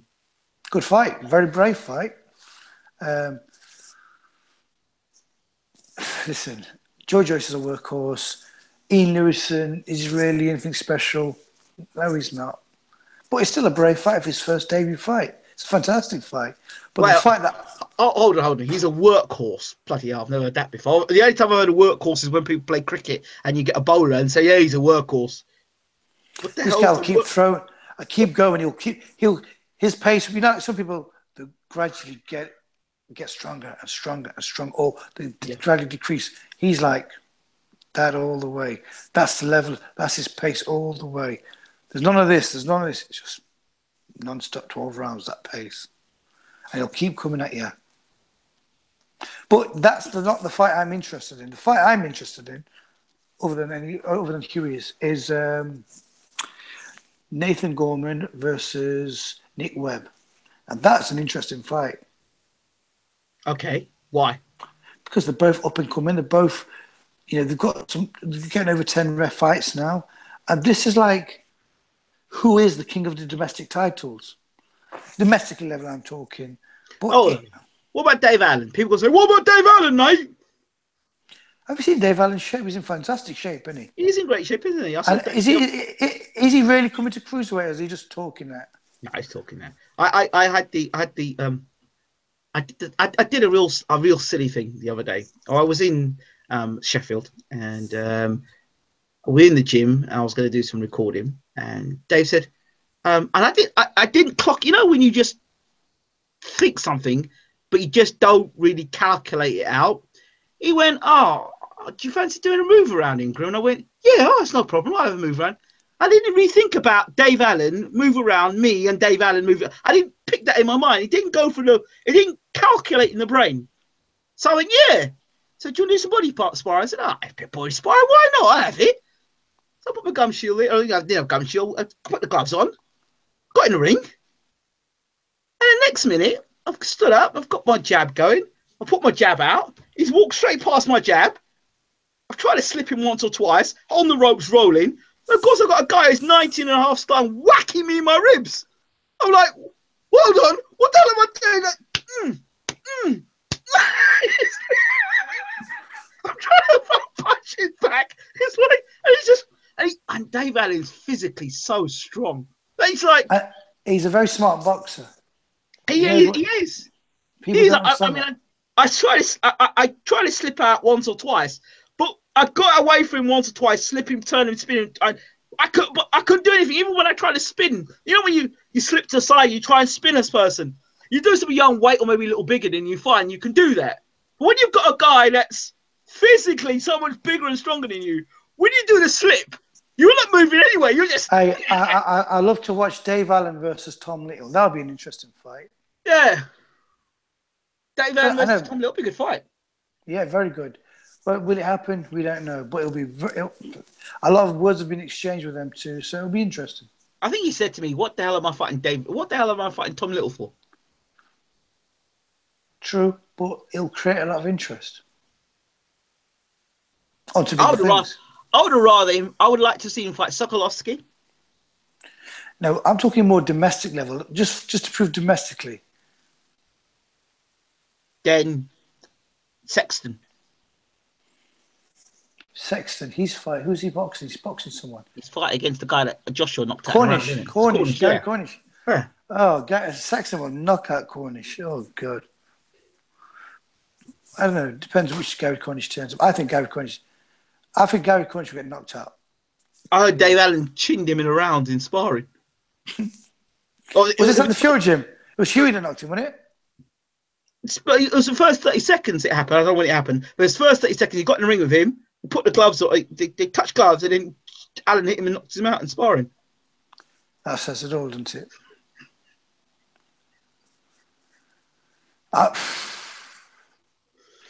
People do invest in their boxers, build up a crazy record. Because what was he, 20-0 before he fought Joshua? Yeah. Something like that. That's embarrassing. But listen, it's fights that I want to see. So, what do you think of Daniel Dubois? Very impressive. 20 years old. Look what he's doing. He's had 4-0. He's coming on to his fifth. He's only 20 years old now. What a specimen of a man. Look at the size of him. Dave said every time he hit him, he didn't knock him over. And Dave said every time he hit him, he physically shook him. He says that he's more stronger than Joshua. Punches harder than Joshua. Says it all. You can see it on the fella. It's only 20. Exactly, a baby. And still learning. Imagine this guy's 23, 24. He looks a real deal, but the question again is, that's right. But at 20, he's well. Yeah, but listen, the thing is, I'm excited. I believe this is the future. But you know who I think that the real future of boxing is? Hughie Fury. No, these guys are present. These guys will be world champions. I'm on about 5 years, 3, 4. Fraser Clark. Fraser Clark. He's my man. Oh, I love the way that guy boxes. I met him in Sheffield. Such a lovely guy. Oh, mate, I've seen that guy do some magic in that ring. And he really is a caring man. He really is a boxing man. This he's brilliant. He does not hesitate. Ask if your kids need any help at the gym. I'll come and give a talk. I'll do whatever. He's a beautiful guy. Got a lot of time for Fraser. Okay. Lawrence Okoli. I don't know nothing about him. Nothing. Okay. All right. Let's go down the heavyweight list. The return of Bryant Jennings. Past it. Forget it. Waste time. Really? I was thinking, who's AJ Carter boxing? Dubois, isn't it? No, he's fighting Dubois. That's going to go around. I love AJ, but it's going to go around. Yeah, I don't even know who made that decision for him to make that fight, have that fight. Ridiculous fight. He just got chinned by Sokolowski. You got basically a jab that started it. Sokolowski. But people are forgetting Dubois only had 3 fights before he had that fight. Yeah, but you don't come off a knockout defeat to Sokolowski and then go in the ring with one of the biggest punches in heavyweight boxing at the moment, do you? I mean, that's not exactly smart, is it? Hey, boy, let's be honest though. He's excited. I'm really excited about Dubois. Yeah, but I understand. And not just that, his sister's as good boxer as well. She just won the national title, didn't she? I didn't know that. Yeah, she just won the nationals. So, and his brother was in the national finals. The only reason he lost is because he got disqualified. So it's in the blood. It's a family thing. Hey, check this one out. Work this one out. I spoke to Stavern, I think it was last week around this time, and I said to Stavern, "Oh yeah, I heard that your sparring partner's fighting Price, Zumbano, I think his name is," and he went, "That's news to me." I said, "What do you mean by that?" He said, "Well, that's news to me. Zumbano's gone back home." I said, "What do you mean he's gone back home?" He said, "Yeah, if he's training for a fight, he'll be here. But Zumbano's gone back home. So I don't know what fight he's preparing for." And then I hear today or a couple of days ago that Price's fight's been cancelled because he's got a damaged wrist or damaged right hand. I like David Price. I really wish him well, but he just hasn't rose to the occasion, has he? So many times he's failed, and he was such a hot prospect as an amateur. Was he badly managed? Yeah, because Maloney was going through a very, very, very bad patch. Well, if you remember going back, and I remember the conversation, Tyson had announced he was going to fight Steve Cunningham, right? For his breakthrough fight in America. Yep. And Price's manager and said, "All right, if you're going to do that, we'll go take Tony Thompson." So they took on Tony Thompson, the number 2 in the world, right? Because Klitschko just beat the number 2 in the world, and Tyson fought Steve Cunningham. It all fell to pieces. Just by that, and why fight Tony Thompson? There was no reason for them to fight Tony Thompson. It wasn't a mandatory. It was their choice, their ego. I took him there. But if I remember the fight, didn't he drop him in the earlier round? No, that was the one where he got dropped. That's the first fight. He got dropped. No. At the beginning, he was looking like he was easy. He was cruising, and then bam, he just wobbled in a funny way. Yeah, and he went down. That's where he got there, perforated the eardrum. Mate. Remember that? Yeah. And then with all the pundits in the world saying, "Oh yeah, just got immediate rematch." I'm like, no, don't do it. Don't do it. Don't do it. It was a lucky. I'm not saying who the commentator was, but he went, "It's only a lucky punch." So, all right, fine. So on that statement, you're going to go back and fight Tony Thompson again. Did you listen to Tony Thompson's interview at the end? It was Yeah. You see, one of the funniest. That alone, you should know this man's not right. Stay away from this man. Get the wheelchair. Oh, so what do we geez. do? We go again. We dance again, and we go and fight him again. Crazy. But like you Those says two at that time. fights. Go ahead. Yeah, but wasn't he trained by Frank? Was it Frank Maloney or Kelly Maloney or whatever it's called at Frank that Maloney time? was his promoter or manager, wasn't it? Yeah, so you can see that he was going through difficult times. So I still believe there's a lot. There's something So do about the. I. People laugh at me, but I still believe it. No, I do believe. I think you clean That up and right, progress it. listen, if that right hand, I said to somebody laughed at me and said, oh, people try and make mockery of me and saying, oh, yeah, I'm stupid for thinking Price could become world champion. If you gave him a WBA title shot against Fraser Quendo, you'd be looking at a new world champion for sure. The fight I would love to see is David Price versus Dubois. That would be a brilliant fight. No, David Price versus Deontay Wilder. Why? No, I can't see that. You have the right hand on the chin of Wilder. But you're talking the windmill continuously hitting Price here. Yeah, I know you say that, but it's just that right hand. Listen, everyone, Bar Tepper, everyone else, Price has been in the ring of, he's hit, he's caught, he's knocked him down. Tony Thompson, Hamer, yeah, he's knocked him down. They've had to get off the floor to beat him. I hope he does come back. I hope he does do something because he deserves it. It's that right hand. I'm telling you, all he needs to do is be put in the right. Boxing's about management and putting your guy in the right place at the right time. If I were me, if I were Pricey, I'd be going down the WBA route. The regular belt. Oh, okay. Yeah. I'm not talking the Joshua route. That's what I was saying, super belt. No. You go down the WBA. But that would be an interesting fight because remember, there's a lot of bad blood. Did he not knock out Joshua? Yeah, but you do that. You do that. You can do that Joshua thing. Go down the WBA route very quietly. Go down the WBA route. Pick up some wins.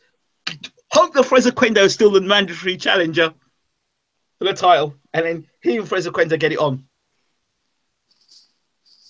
I can see David Haye going that route. Yeah, I could see that as well. Couldn't you? Yeah, He always meant to go that route, wasn't he?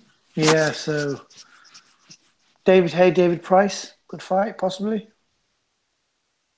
David Price, Lucas Brown, vacant title fight. Yeah, I think he'll go for Lucas Brown. Lucas Brown. I like Lucas Brown. I like Lucas Brown too. He's all right, Lucas. Yeah, I always wanted to see him fight Hughie, but wasn't meant to be. I'd rather see Tyson fight him. Yeah, that'd be a great return fight. Yes, indeed.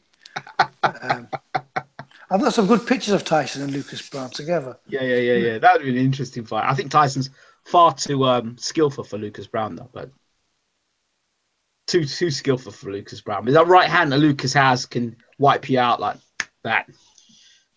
You'd have to catch Tyson first. Exactly. He'll get schooled him. He would. What do you think of Shannon Briggs? What happened? Was it drug? Did he get tested positive or something? Let's go, champ. Oh, after all, listen, look what he did. He brought boxing alive with his "Let's go, champ" thing. Let's go, champ. And it was entertaining, and I really wanted him to fight Klitschko. It's probably the worst kept secret in boxing. Everybody knew, including the cat and your dog, knew that there was something not right about Shannon Briggs. Yeah, especially at that age, and look at his body, and to keep going, to keep shouting. Listen, fair play to the man. He brought the excitement back. He's back in October, so I understand. Oh, I love him. I wonder who's going to go for. Probably terrorize Joshua. I would say Shannon Briggs versus Luis Ortiz. The battle of the granddads. I think Shannon Briggs and David Haye. That would be funny. I heard a story that Haye versus Bellew 2 has been signed for December at the O2. I don't know how true that is, though. Possibly, I don't know. What do you think of the rematch? David. I don't know. Same. Tony Blue's a very smart man. I'd go for Tony Bellew, just on simply moving around. What do you think of that Kubrat Pulev? Okay, true. This is my honest opinion. I can't see him beating Joshua. Okay. Pulev's earned his respect in the boxing game. It's hard to explain. He was a dangerous man. It was an avoided man for a long time. You remember them days? Exactly. But I think right now they're just taking a guy who just wants one last payday. And I think that's all Pulev's into. He knows he ain't gonna. It's just a payday fight for me. You think that's what it is? Yeah, because Pulev, you know, he was very, very good. He was a very, very, very good boxer. And on paper, it's a very, very good fight. But On paper. you know, those that know boxing, Pulev's very respectful. On whose paper? On what paper? Just On toilet general. paper, mate. On toilet paper. On toilet paper. Yeah. Come on. No, come on, man. Oh, Come on, man. What do you think Pulev's good? Pulev was good about 5 years ago before he got chinned by Klitschko. Come on, that Klitschko fight ruined him. Come on. Come on. Okay, let's talk about Klitschko. Klitschko, you know the tactics he uses, the sponges, Yeah, we know the gloves, ring and all the rest of it, the canvas. I still think there's something in Pulev. Yeah, it is something left in Pulev. There is, but on toilet paper, that's a good fight, mate. Come on. Okay, forget about it. Let's just. I'm not being disrespectful to Kubrat Pulev, but let's be honest. The best thing Kubrat Pulev's got is a jab. He's a one-handed fighter. He's like Paulie Malignaggi. No, I'm not lying. Look at him. The best thing. You're just going to diss Paulie, No, hold on. I'm not dissing Paulie, but hold on. All right. When's the last time you saw Kubrat Pulev throw a right hand? All right, he does throw right hands. I'm being pedantic there. He does throw right hands. I mean, his predominant punch, he's like a fencer. He throws his jab all the time. He's got a brilliant... He's not that tall, is he? Yeah, but he's got... And he does it, and he boxes straight up, and he throws his jab all the time. And now he got hit with a left hook by Klitschko. You can see Joshua. Now all he's going to be doing, he's on the bad game. Left hook, left hook, left hook, left hook. Yeah, Eddie Hearn's going to make. Obviously, they've chosen him at the right time. He's not a threat, but he is a name, though. He was a name. Was a name. Come on, you know he was a name. All right, okay, wait. Truth be said, if Tyson's listening to both of us now, and Tyson was the third person in the room now, what would Tyson say about Kubrat Pulev today? He'll say he was a good champion. Oh, he was a good boxer. He was a good boxer, but he's not fit to lace my jockstrap. That's what he would say. Yeah, in the polite kind of way. No, that's what Tyson would say. Now, you know, Tyson's a very respectful man. He knows. He's like, look, he hasn't got a bad thing to say about, Parker, has he? No. Yeah, Tyson. Check this a second. Wilder's fighting on November the 4th, rumoredly, yeah? Yeah. Joshua's fighting on the 28th. Okay? Yeah. Why can those two guys have got together and fought for a unification fight? Is that not what the fans want? Probably in time. It's just timing, isn't it? Timing? They could have fought November the 4th. Yeah, but they're making money now. Showtime. Why rush? Joshua's on Showtime. Wilder's on Showtime. Yeah, but why rush? It can happen in why rush? Because Wilder's vulnerable as a champion. If Ortiz beats Wilder, then what happens? That big fight between Wilder and Joshua is done. No, but Ortiz versus Wilder can happen. Because doesn't Eddie Hearns manage both of them? Who's that? Ortiz and Joshua. It's not the same, is it? It is. It's not the same. UK and America, there's always been that sort of rivalry there. The English are coming, or the Brits are coming. Joshua taking his belts over to America, defending against Wilder, or Wilder coming to the UK and defending his belt against Joshua. That unification thing. Mm. You know what I mean? If Ortiz were to beat Wilder, that scuppers everything. You could have I'm got. not We really could an have got. AJ fan. We could have got. We could have got a unified champion now, an We undisputed had champion it. almost. No, it'd have been an undisputed champion because you had the WBC, the WBA, the IBF. You'd had all the belts, bar that regular belt, but nobody gives a damn about. But you would have had you'd have been the undisputed champion right there. Yeah, but they don't want it to happen. But you see the sense in it, right? Absolutely, but you can see that that's why they don't. It's not happening because So they you're telling don't. me, all right. So you're telling me a better fight would be Wilder versus Ortiz rather than Joshua versus Wilder. Joshua versus Wilder would be a big fight in America. That would have been the Vegas platform. Huge fight. That'd do huge numbers. Yeah, but I mean, I okay, think okay. Hold on. McGregor versus Mayweather, right? How long did it take for that fight together? ages. No, it didn't. What do you say? How long did it take to make? Okay, the fight's been once the fight was announced. How long was the fight announced from where the fight actually happened? 14 weeks? No, not even that. Yeah, That's 14 what I'm saying weeks. to you. It does. I mean, both guys have got a profile. Joshua's got a huge profile. One's got some profile. They could have made that fight. Yeah, but who controls the T? It's all to do with TV rights and percentages because you got one that's got the green belt and one who's got the other two, three. Yeah, but they're both Showtime fighters.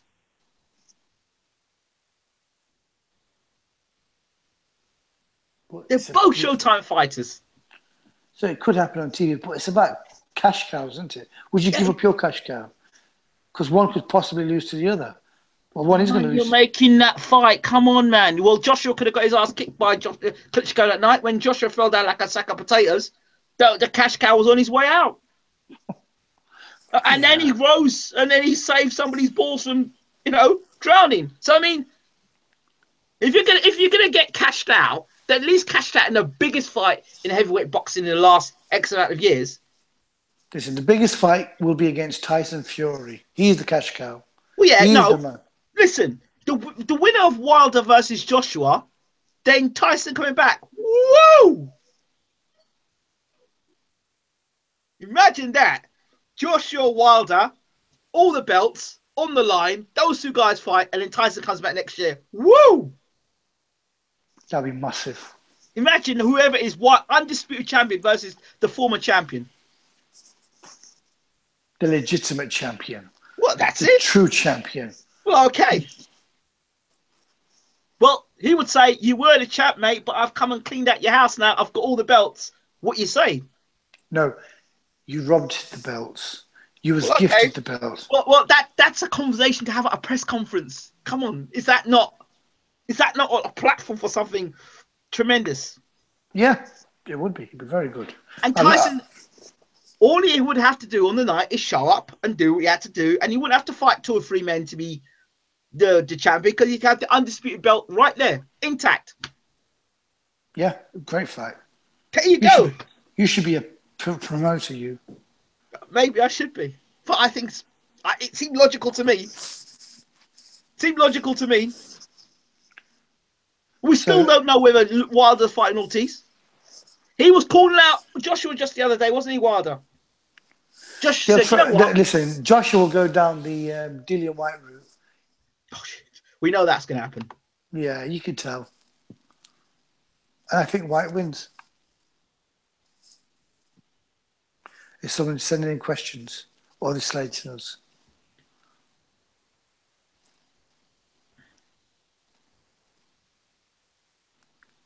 Oh, this looks interesting. Yeah, people are saying, "Oh dear, oh dear." Well, shall we go through some of these? Should we go through the questions? What do you think? Yeah, come on. We should go through them. You want to have a go? Yeah. All right. Give me a moment. Let's see what they're saying. All right, people. We're going to go through your chat now. It's quite a lot here, and I think I've missed a lot of it out.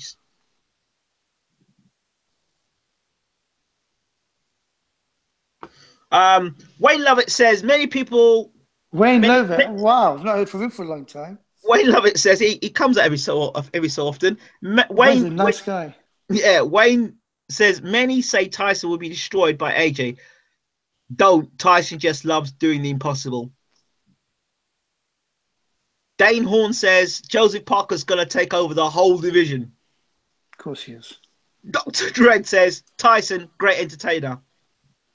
And then Barry Rigger says Parker ain't beating Bellew. Then Dane Horn says Parker knocking Bellew out. I'm an AJ. What? What's he saying? Oh dear. Where is he? All the messages all coming back now. Good.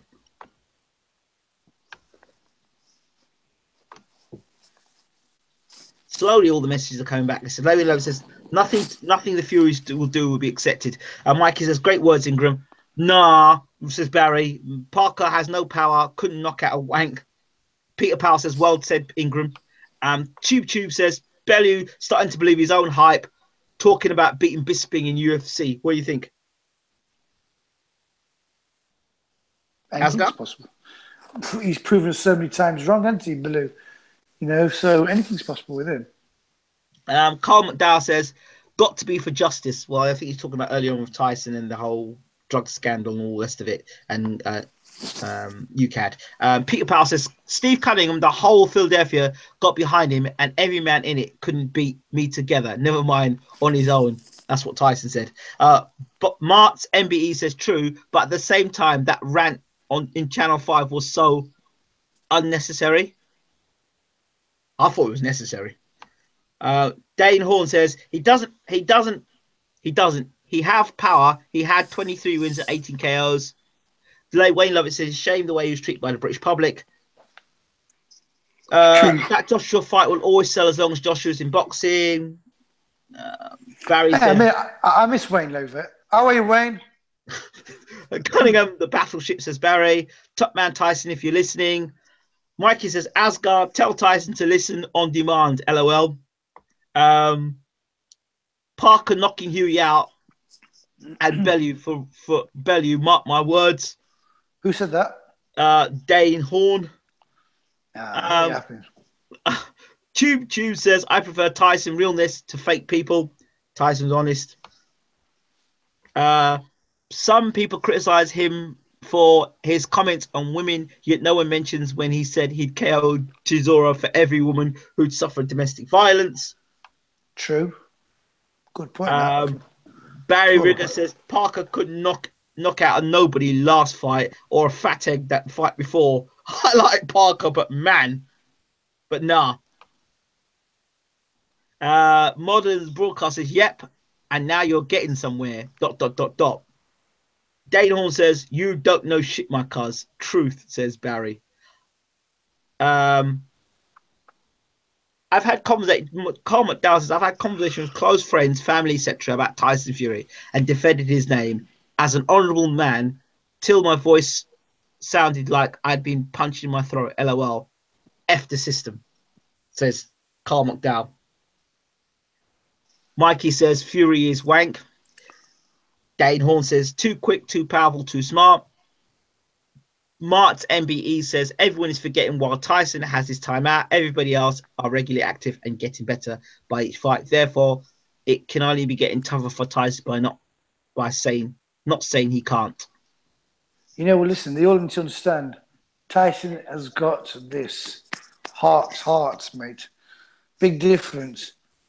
And for you to be world champion, you've got to have something there. Wayne Lovett says Tyson's made mistakes with media. Yes, he's been controversial, said things that were not right, but no way is he hateful man. Tyson's a good man. Barry says Tyson done charity also. Okay, Gerard D says, oh, so he's the Pope now. Tube says,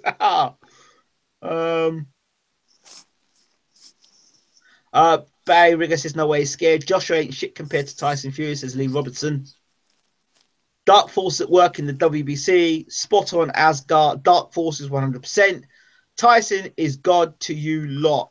LOL. Barry Rigger says Deontay fighting a load of stormtroopers. Yup, says Mikey. Beyonce isn't the true champion. When will Tommy Fury be turning pro? 2 or 3 years? Asgar, do you know? No, nothing. No, I don't know what's happening with Tommy. Okay. Hughie won't fight Hay. Hughie versus Hay on YouTube pay-per-view would be massive, says DJ Slick. 38 fights, 37 KOs, WBC champion, undefeated. DJ Slick says Hay crosses over, unlike Parker. Carl McDowell says, I like Ingram, I like Peter, I like Tyson, I like Asgar. What they all have in common, they speak their own minds, no bullshit, straight up kind of people. Who said that? Carl McDowell. Shout out to Carl McDowell. It's a good Yes, man. Carl. Big man. Hey, Tube says, Hay needs to go back to Hollywood. He's missing out on all the big movie roles. Gerard D says, go on, spill it. It's obviously something earlier on we were talking about spilling some beans on some... Ramsey, hope you're watching this. Yeah, I hope you are, Ramsey. I bet he is. Paul Stevens. I don't like Hay either. Con artist. Ring burglar says. Ring burglar. I like that. Hay knocks out a lot of heavyweights. Okay. LL Ingram's laugh. Definitely con artist 3 times now, son. Hay looks like he's off the juice now. Carl McDowell says, LOL, slip up. Joyce will get found out at European level, says Wayne Lovett. What do you think of that? Who? Joe Joyce being found out at European level. You just don't know. People just don't know enough about Joe Joyce. I think he's brilliant. I think he'll do very well. But I can see Dubois really cute. It's a fight you can see that happening, him and Dubois. It's got to happen. Joyce is too slow. Watch Usyk fight. Oh, Usyk's bad. But he's cruiserweight, isn't he? Yeah. The bad guy says Hay would knock out Hughie. Wait and see. Barry Rigger says Dubois beats Joyce. Yeah, I agree. Well, yeah. James Doherty says, love to see Hughie, Tyson, AJ, Parker, Wilder fight each other with Daniel Dubois coming up. The heavyweight division is great. It's a good fight. Why was Nick Webb not at the press conference today? Is he going to fight or what? He's got a history of pullouts. Wasn't he? Well, which press conference? It was a press conference today with Nick Webb and Gorman. Nick Webb didn't turn up. I'm sure I read a tweet from Nathan Gorman that he was sparring Dave Allen and he was going to go to the press conference. So, Tube says Dubois beats Wilder right now. No. Tube says Wilder is trash, has actually gone backwards in terms of technique. But he's still WBC king. McGregor beats Wilder. LOL. Yeah. Oh dear. Dave Allen being used by Hearn, says Wayne Lovett. Well, at least Dave Allen's making money. That's the main thing. Choo says bum squad. Yeah, Wilder, he is a bit irritating. But, I have a soft spot for Deontay Wilder because I know he's doing everything for his daughter. So it's a bit heartbreaking. Dave Allen rocked Ortiz. Did he? I don't know. Carl McDowell says War Gorman, great boxer.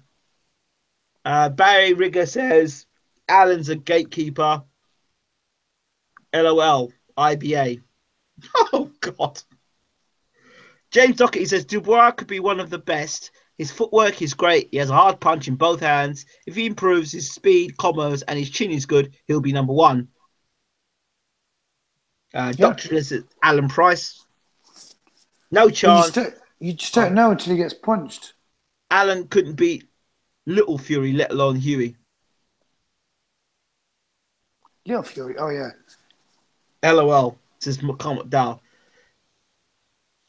Come on in and give us some more sparring stories. Ain't no more sparring stories to tell you apart from Abel Sanchez last night said in the interview, and please do listen to it, how when George Groves sparred, Golovkin broke his rib after Abel Sanchez gave George Groves the option as to wearing a guard. Basically, Abel says that Groves and Golovkin were sparring, and basically George got a bit out of the cage and started winging some harder punches in, and then Golovkin dug one into the rib and broke his rib. So there's a story for you to have. I didn't say, Abel Sanchez said it. Ingram used to run the doors of the big nightclubs back in the day. Well, that's not quite true. I did have some really big bouncers back in the nightclub back in the day. I was the assistant manager. 1,500 capacity nightclub in Brighton. Fantastic, brilliant. Good day. Are you still based in Ireland, Ingram? I'm indeed still based in that lovely place. I'm coming to Ireland next month, early next month. You better come. You come and Rexford. Is that Rexford? Yeah, come spend some time here. Yeah, we're there for a few days. Okay. Tournament, so it should be good to catch up.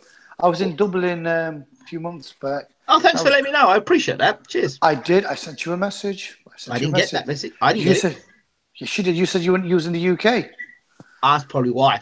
Yeah. Oh, yeah. That's probably why. What happened? Yeah.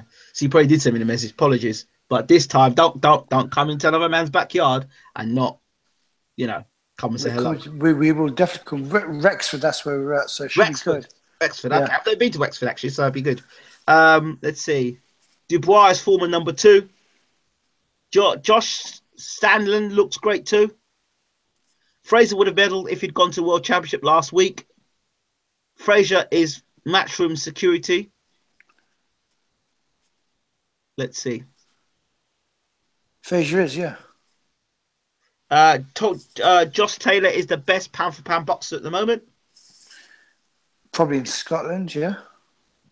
Remember AJ Carter team came on here for interviews? Yes, I do remember. Yes. Any news on Simon Clayton fraud yet?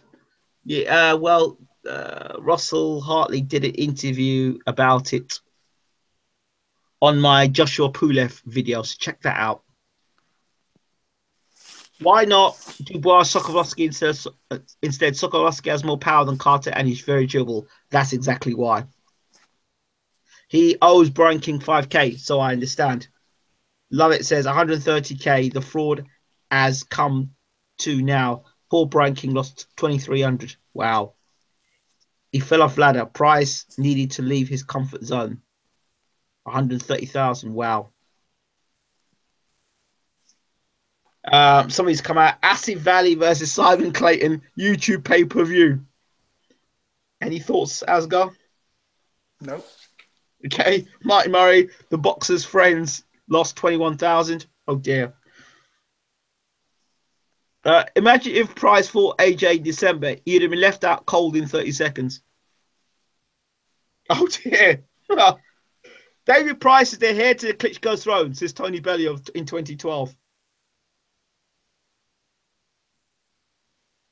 Wayne Lovett says we need to get Big Vern on. No, you don't need to. Don't need to get Big Vern on. You need to look at the YouTube video. I say and I repeat for those who want to hear. A couple of days ago, he spoke about Simon Clayton. Check it out on our video, Joshua versus Pulev preview, and in that preview, Russell comes on and talks about the whole Simon Clayton thing. I don't know anything about it, so let's see. Ross doesn't know anything. He just knows what he read on Twitter. Mikey says Fraser Quenda would smash Price.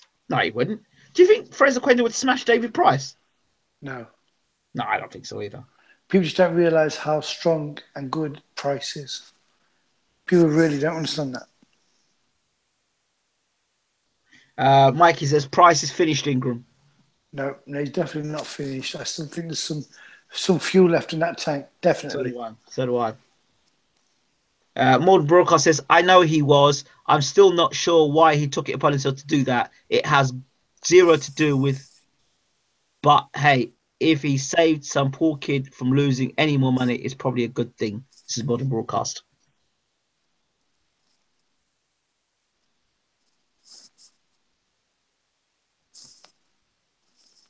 Wayne says to modern people like that Simon Clayton needs exposing, mate. I don't know who this Simon Clayton is. Mikey says Tyson said Brown's a doorman. Rob Walker says Tyson actually said in an interview 3 years ago, if he won the world title, defend it against Brown. Brown is a cheap man. Well, they all are. He just got caught. Hello? Pulev beats Wilder on points.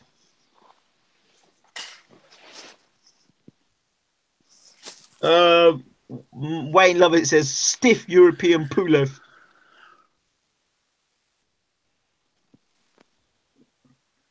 Gary Cornish beats Parker. Hey, Wayne, are you coming to the Hughie fight? He's the mandatory challenger. He's not been chosen. If Hay is fit, he wins easy. Was winning the first fight easy, even looking bad doing it.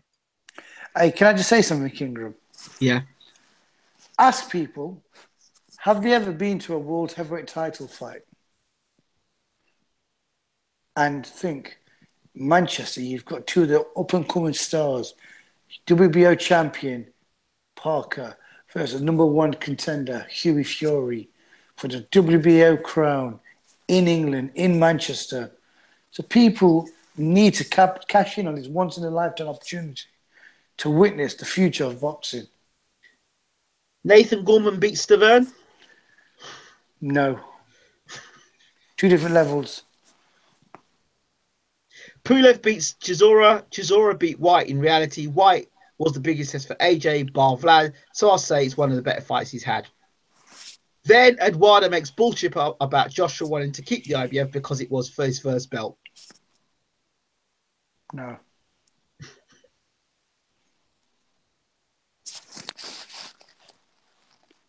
Otto Wallin beats Stavern. Even Price beats Stavern. Well, proves you don't know much about boxing. Stavern knocked Price out in the amateurs. Akulis 180 says it's not pay-per-view, only worthy of pay-per-view. It's the Klitschko fight and arguably White fight. Eddie Hearn cons the public.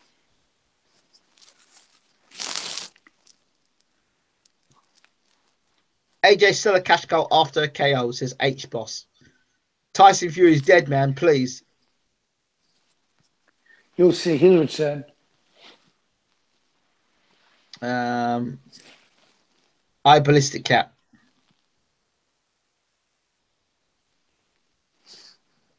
Somebody said BWTM promotions. Oh well. Something else is coming soon to BWTM. We've got 2 new additions to BWTM. Let's see. Louis Jones says, by time Fury and get it on, Dunis gonna be the new pretender. Wilder AJ is way bigger than AJ Fury. Don't think so. Tyson's a main draw. How do you manage not to get a TV channel interested in world title fight? Some achievement that. It's quite an interesting point. Maybe it's okay. Ain't it best to be in control of your own ship? And it's about daring to change. Remember, it's a revolutionary idea. It's planning ahead. And what better platform than having 2 up-and-coming young stars, both undefeated, for the heavyweight title as a sample, as a tester for your new venture? Asgar, do you? This is DJ Slick. It says, do you believe Hughie fighting on BT would have attracted a bigger viewing audience? Possibly. But people are going to view it that understand boxing, whether it's on... Flip, hold on. If bloody Flanagan can defend, Turbo Flanagan can defend his title against, I don't know who, on BT Sports and be a main event, how the hell can Hughie and Parker not be on BT Sports?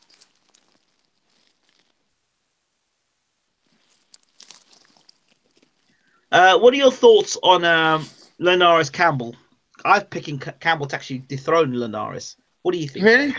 Yeah, I am. I could see Linares destroying Campbell. Really? Literally, yes, destroying him. Really? You think so? Yes. You don't think Linares is on the slide and his chin's not fantastic, and Crawler is a shit boxer. Well, he's not a very great boxer. Did you say Campbell? Crawler. Oh, what am I on about? I'm on about bloody Luke Campbell's fight. Yeah, I'm talking about Crawler. I'm backing Campbell to cause the upset. Yeah. No. Campbell ain't beating. Linares? He ain't beating Linares. Not a chance. You don't think so? Listen, I'm going to get up for this one. I want to hear this. Hear me. Not a chance. Not a chance.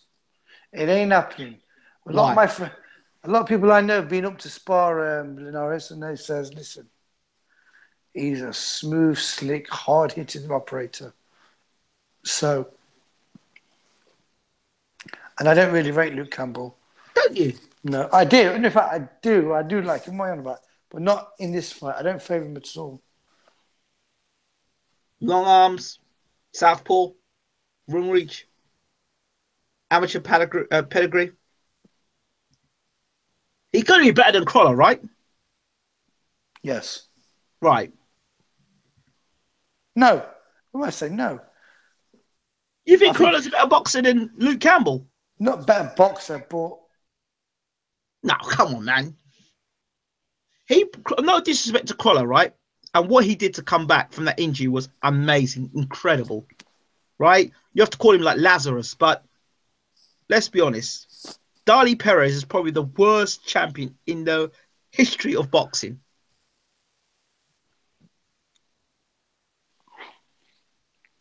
Yeah, forget that anyway. Let's just get to... Listen, let's talk about what people are saying. Let's have some fun. Let's have some fun.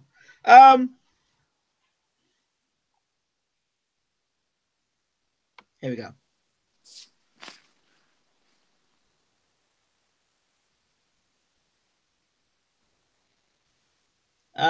It says here, I'd rather pay to watch Fury of Parker than Groves versus Cox. And then Parker knocks Wilder's milk tooth out. Tyson's the man. He'll be a ghost haunting the game if you don't come back ASP, really. The crap don't wash. No TV wanted to fight. Asgar, who are you most impressed with in the new generation on Sky Sports?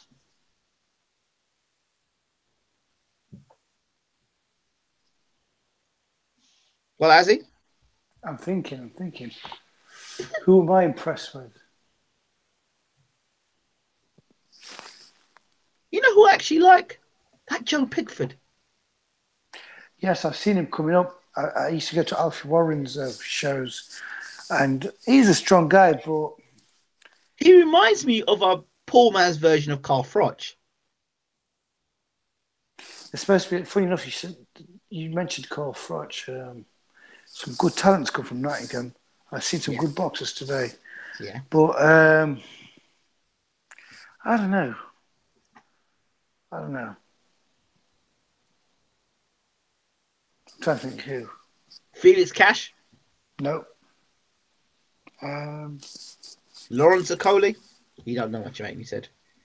Who's Frampton going? I know he's with Jamie Moore. Is he joined up with Hennis Matchroom? Don't know.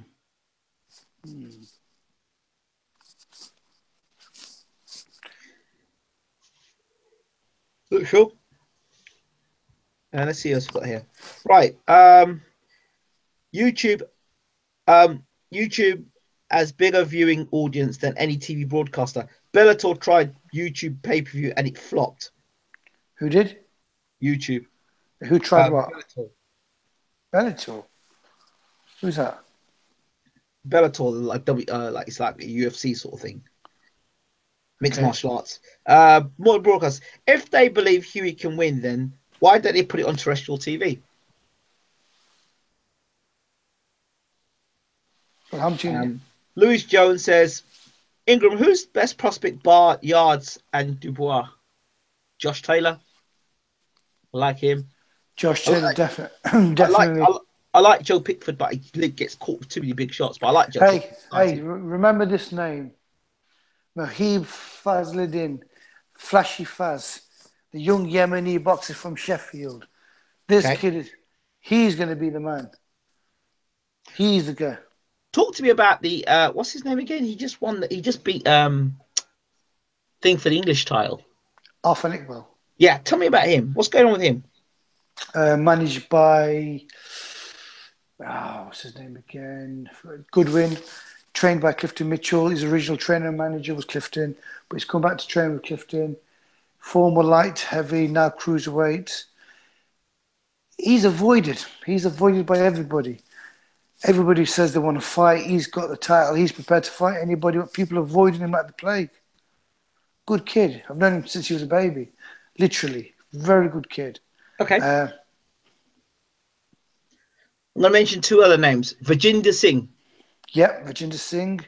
I heard rumours, it could be just rumours, that they're trying to line Amir Khan to fight him at catchweight, because in India and Pakistan it would be a massive, massive event.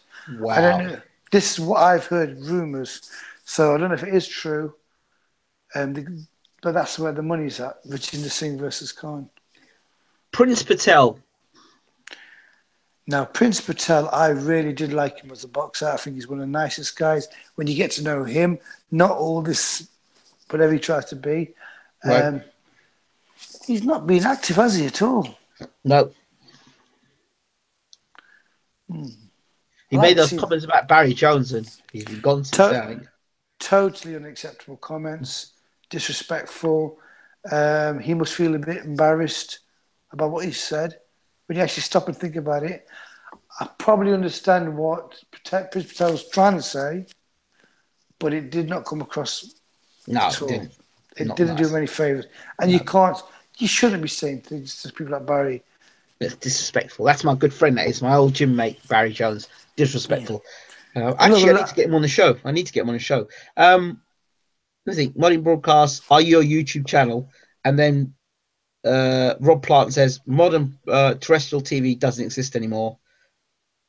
H Boss says Crawler's defense is a grade A. Okay.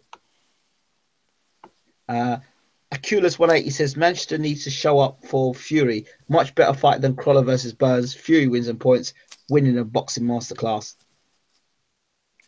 I've got a drum and bass channel, but it's not this one. Damn, well, you need to let me know about it, because I love my liquid drum and bass. Love my liquid drum and bass. Danny Bird? Listening to the other day. Love my drum and bass, man. Love my high contrast. I like my liquid drum and bass the best, though. Asgar, what's your opinion on Carson Jones' robbery and the corruption in the sport and the fake reporters like Dan Raphael? Well, Dan's obviously controversial. Everything he says is a load of bollocks anyway. It was blatant robbery. And what's sad is the media aren't even prepared to speak up about it. It's just sad. And it shows you who really controls the media. You know, they can only write positive when they want it or negative when they have to say it. You know it was a robbery. I know it was a robbery. Yeah. Go ahead. That's a shame on the media for not speaking up. I spoke up on it. I don't know. No, probably the only one. Yeah, I was the only one. And what's his name? What's the other guy's name? Steve Kim was another that said, "Oh yeah, that Carson Jones was losing the fight." God. Oh dear.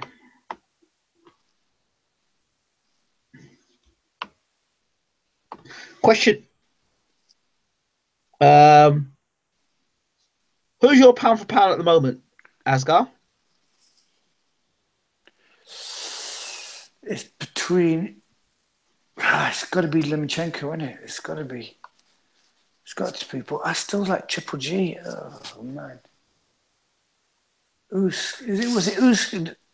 What's his name? He's fighting Hook. Usyk. Usyk.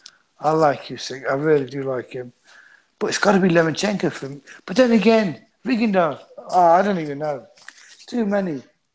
Okay. Too many. Asgar, who you got in against Jack versus Stevenson fight? Stevenson. Okay. What about Jack Catterall? What are your thoughts of Jack Catterall? Looks good on TV, but I don't know much about him. Looks very strong, hungry. What's your favourite fight of the year? Truthfully, Yeah, Joshua versus Klitschko. yeah. But we ain't seen Triple G versus Canelo yet. That's true. Looking forward to that. Who's Adam Scott is explaining who Prince Patel is. He's best known for having a go at Barry Jones in a Box Nation studio. Mikey says it's blasphemy that Fat Dan had Margarita 6-1 up. Dan, you're a disgrace, mate, and you should retire.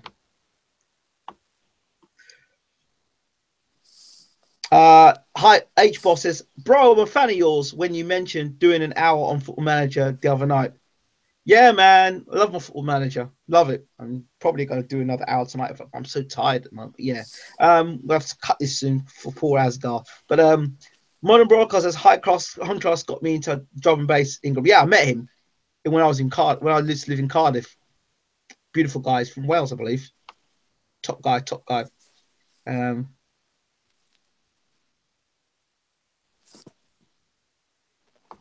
Asgar, what's your best in terms of an outsider breathing a favour over next couple of busy months? What? Okay, let me ask the question again. Asgar, what's your best bet in terms of an outsider beating a favourite over, or maybe over the next couple of busy months? Oh, Rob, by the way, it's not me who didn't say it wasn't me who had the thing about the terrestrial. It wasn't me, Rob. It was somebody else. I'm just reading out the comments. So go ahead, Asgar. Okay, let me think. What fights are they?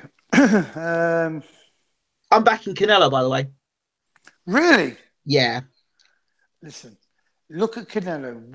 I don't think he's learned anything from his fight against Floyd in his last fights. His last fight.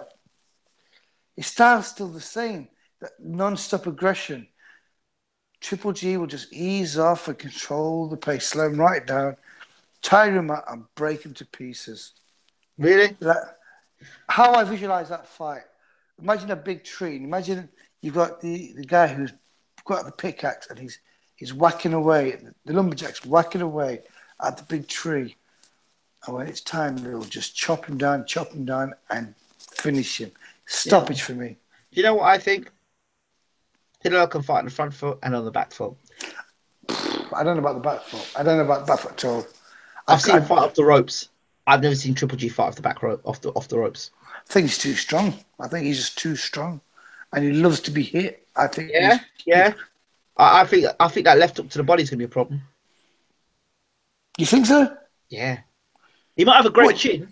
He might have a great chin, but working that body. No, I can't see it. I generally can't see it. Boom, boom. And when Triple G misses, I can see him slipping and throwing the right hand over the top as well. Not a chance. I can't see this happening. Triple G wins by stoppage. Easy. By stoppage, easy. Well, not. Well, I think.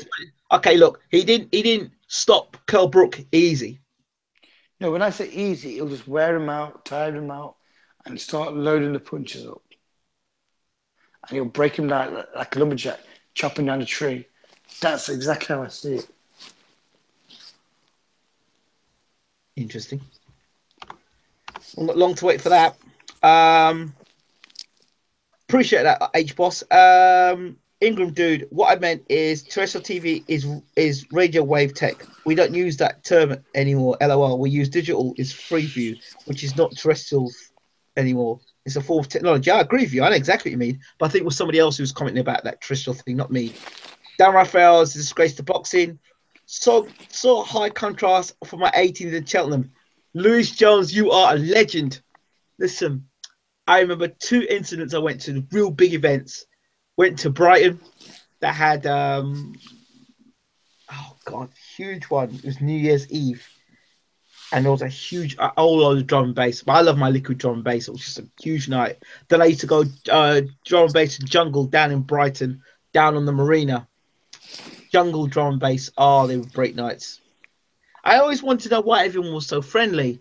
But then I realized everyone was completely spaced out of their head. That's why everyone seemed so friendly. It took me a few years to work it out, but yeah, drum and bass, man. That's what it's at. Jungle, old school Jungle Mania. If you know what Jungle Mania, that's where the music was at. Jungle Mania 1 and 2. Sweet Love. Anyway, let's keep going. Asgar, who wins? Rigo or Lomachenko? Or in terms of a drum and bass track, check out California by Danny Bird. Love it. Go on. Limichenko. Why? Too big, got the work rate, and I can't see him being hurt. Okay.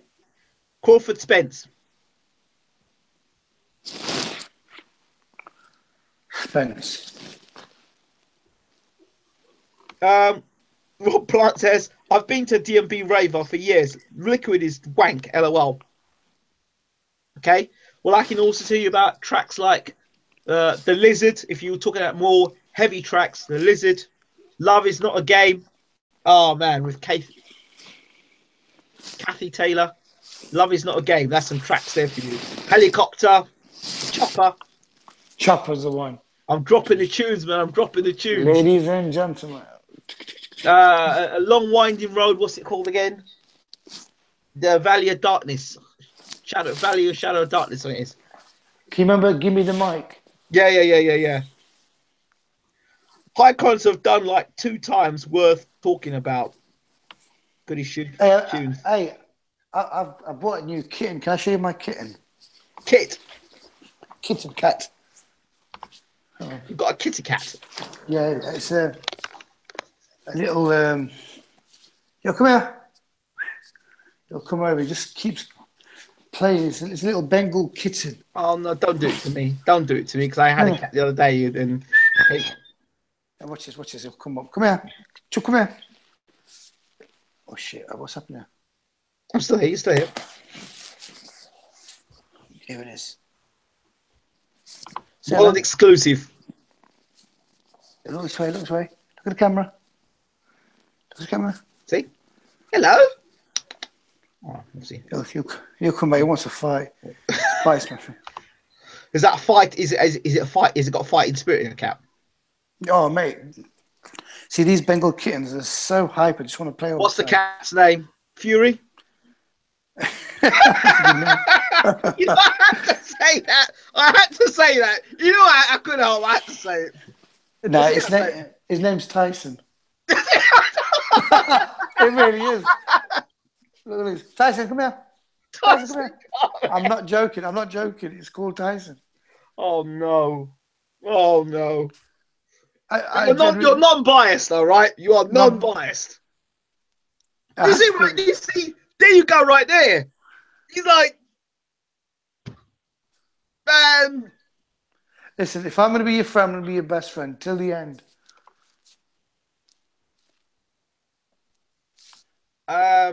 What do you think of the knockout of the year has been so far for you? When was Canelo versus Khan? Last year, wasn't it? Last year was this year. Okay, forget that one.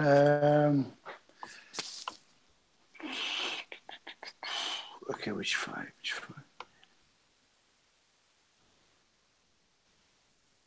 People are going to be laughing. I told you it was coming. The jokes are going to start coming. Can't think of a great knockout. LOL, you're reminiscing the pussy you got up in Brighton. LOL. Hey, man, don't even listen. Don't start. I'll tell you the stories. Don't start. Asgar, would you write? Listen, if I tell you, nah, not doing it. But if I tell you some stories in Brighton, I tell you, we'll be here all night, and you'll be laughing your heads off. And some of you, man, there will be listening to this and want to try them tricks out as well. Don't.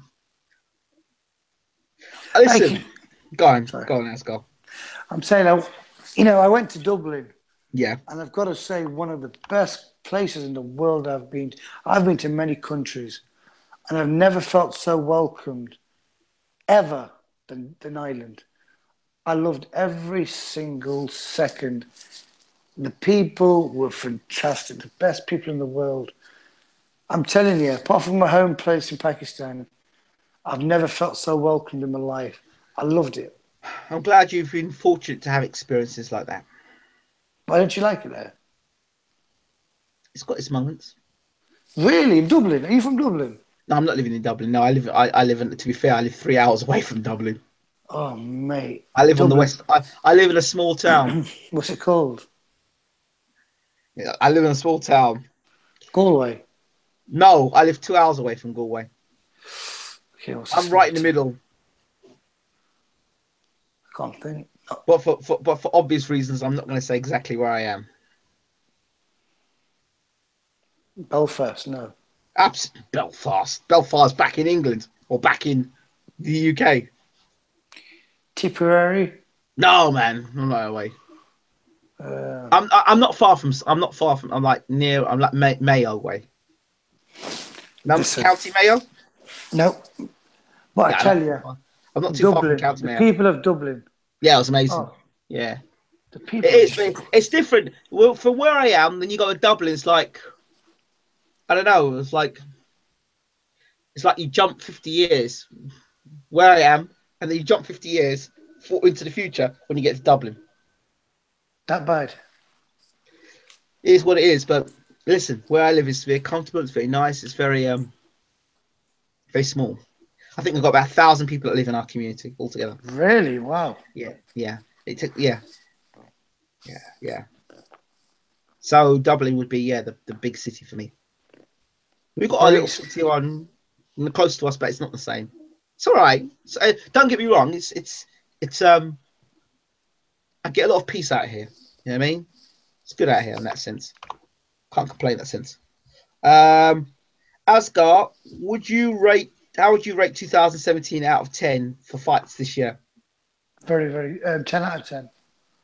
Hey, and by the way, I'm a married man, happily married for 7 years coming next year. So I'm happily married. I've got a wonderful wife. So there you go for that. Before people start suggesting anything else. Danny Bird is my friend. You joking, Rob Plant? Asgard, do you think Hughie would ever work with Eddie? No, not after, not after the abuse. Asgard, who do you think in boxing are? Who do you think? Who? What do you do in boxing? Are you something to do with Furies? If so, are rumors of Hughie overtraining true? He's only young. I don't know. I've not been around this camp. And I trust, like he says, in Peter we trust. Peter knows what to do, when to do. And I'm sure he tweeted, he started to ease him off from 3 sessions to 2 sessions. And now it's all about sharpening everything, putting everything into place, loading up the right carbs. Peter knows what he's doing. Okay. Danny Bird was at my son's christening. Man, you're making me well jealous now. Um,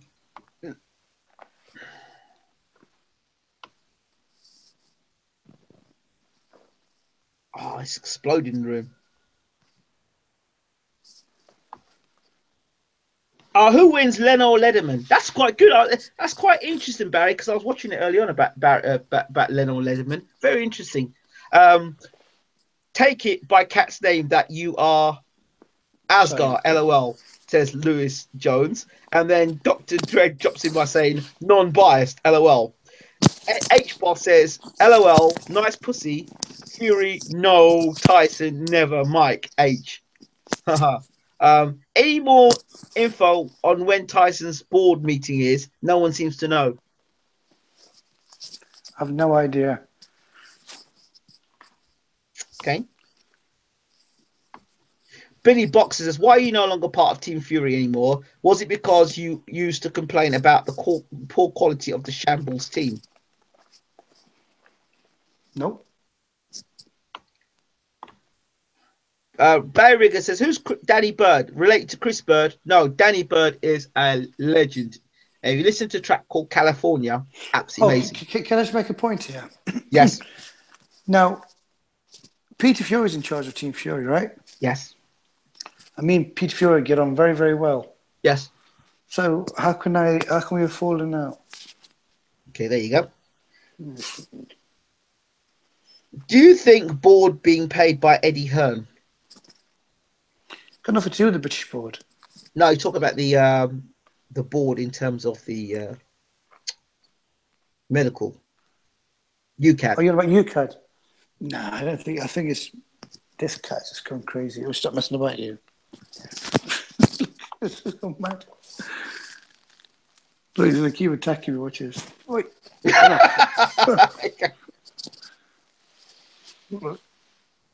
So you were saying? No. Well, you don't know. Someone's definitely doing something. Wouldn't surprise me.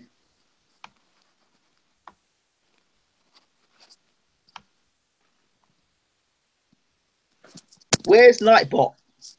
H-Boss says, I want to go to Ireland. Well, welcome to. LOL. There he is. Asgar, if you were advising Hughie personally, would you advise him to go with Sky if he beat Joshua? I'm a strong believer in loyalty. Loyalty is the key forward. McKenzie was there when you started. McKenzie, personally, I'm a massive fan of Frank Warren, Box Nation. I think he's the best in the world, and I really love Frank Warren. Well, it is what it is, and McKenzie obviously was there from the start, and McKenzie is going to be there till the end. And one thing about the Furies are loyal to the end. Absolutely. Yeah, shout out to Cork. I think Cork is the best spot in Ireland. I think Cork's a wonderful, wonderful city. So much love. I just love the place. I love Cork. Beautiful. Dublin's a place. You want to come to Cork? You want to see Cork, mate? That is a beautiful place. I actually rate Cork higher than Dublin. I was chilling out with my old mate Sean Turner. Okay. Very nice man. I've got to go and see Spike O'Sullivan. I understand now Spike O'Sullivan's fight is cancelled against Rosado. He's fighting somebody else instead now. Is he from Dublin? Yeah. No, he's from Cork. Oh. But he trains in Dublin. Remember, Steve Collins' gym's in Dublin, isn't it? Yeah.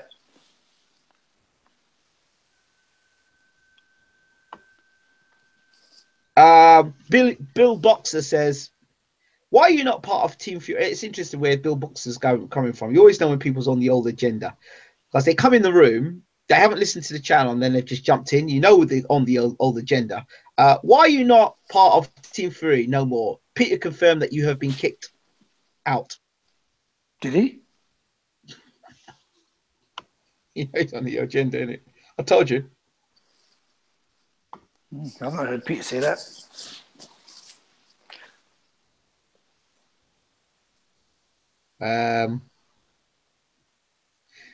Dr. Dredd says, I'm married, but congratulations, B. Dredd, you better chill, LOL. Barry Rigger says, Gavin got robbed against Wilder. As is Scordiers. Ruiz Jr. on the flapjacks. Best KO of 27, Charlo versus Hartley.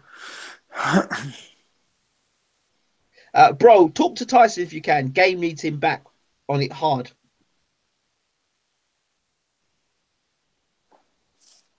Oh, does Hughie Fury have a boxing license as the British Boxing Board of Control? I'm not sanctioning the fight. No Barry idea. Rigger says yes, he does. Who wins between Liam Smith and Liam Williams? Smith.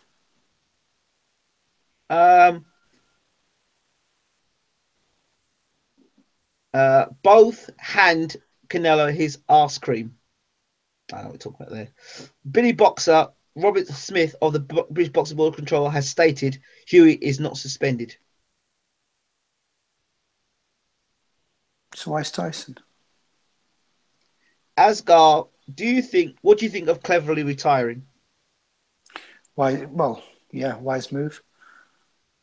I think he just went for a payday with Badou Jack. I think he should retire, yeah. What mega fight do you want to see in 2018? Joshua versus Fury. Who wins, AJ versus Stavern? Stavern.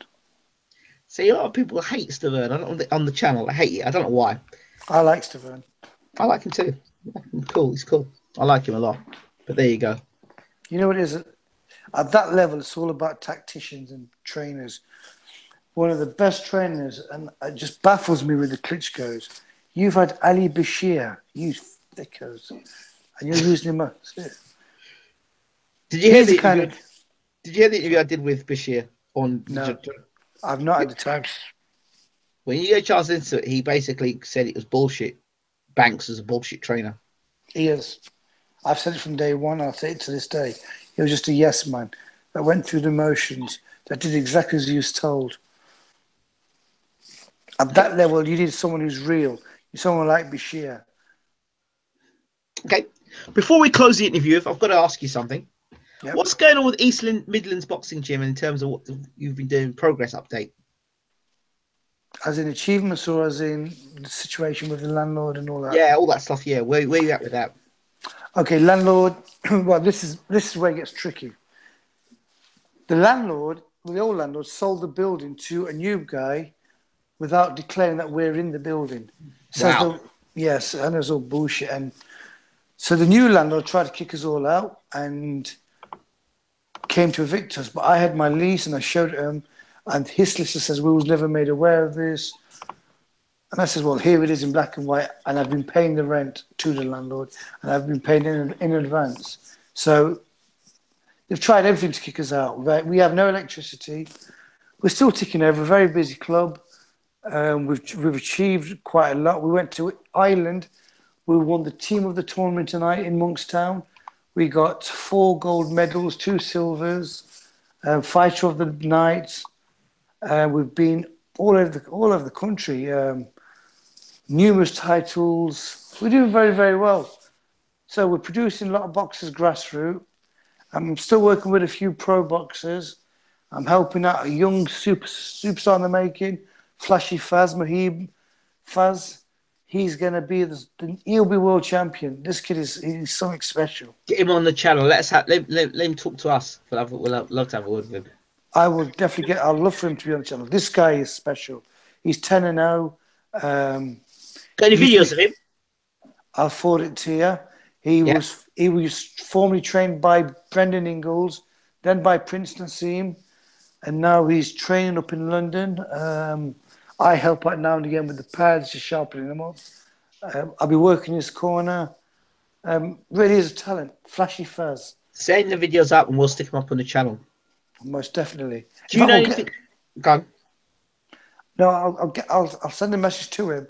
I will get him on your channel if it's okay with you. Sounds fantastic. And bring the videos. We'll put him up and promote his stuff. Who else? Let me think. Sam Sheedy versus Liam Cameron. Do you know any of those guys? Sam Sheedy, good fight, very good fight. It'll be that'll be an all-out brawl. That would be an all-out brawl. I was Liam actually Cameron. I was actually speaking with the British Boxing Board of Control today Yes. about that fight. They Really? said it's, yeah. They said they'll say it'll be it'll be a good fight. I just finished talking to Liam Cameron a few hours ago. We got that interview on the channel as well before I spoke to you. So yeah, and I spoke to Sam Sheedy a couple of days ago. So it's I all think happening. Sam Sheedy for me. Really? Yeah. Okay, be interesting. So we've had in the last few days yourself. Last night was Abel Sanchez, Darnell Boone, Stern, Carson Jones. Who else have we had? Tommy Frank. I've had a list of people, so it's been quite good. Quite happy. We're just going to keep. I think you'll be pretty much entertained with Flashy Faz, Good. Mahib Well, we Faz. get him on the show as soon as possible. We'll have to. We'll have to have a I chat will with him. because he's got a fight. He's fighting on the 30th of September in Manchester. Okay. So for those that are in the area, do go and support him. He's on Twitter, he's on Facebook. This kid is going to be something special. He's been off for a long time because he was in a contract with Dennis Hobson and certain other people. He just got out of the contract. I'm not sure, was it Dennis Hobson he was with? He was with somebody. But either way, he's no, he was with the Ingalls, sorry. And then he was with Prince Nassim. Yep. But now he's got the hunger back, and I really do think this kid's like the remake of Prince Nassim. Wow. What about Walid Din? What's going on with him? Oh, I love what he did. He's up in Dubai at the moment training. because of his weight, it's hard to get opponents for him. Such a lovely, lovely man. He's just come out of a contract with Dennis Hobson. Such a lovely man. I've got a lot of time for him. Okay. All right. Let me think. Is there anything else we've missed out on? I think we've covered quite a lot today. There's a boxer fighting on the 16th of this month at the Copper Box. Hamza Shiraz. It's his debut. He's a very good amateur. Very good. I went to see this kid the other day. What a talent. I call him Big Larry. What a fantastic chap.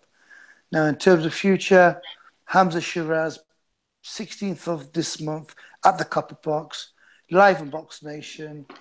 Get him on our channel. Give me his number. Get him on the channel. Let's talk to him. Definitely. I will definitely get in contact with Flashy Faz. Yes. So listen, some stars coming ahead. Really good stars. Get them guys, get them on the channel. Let's get the debuts with those guys on our channel. Brilliant. All right.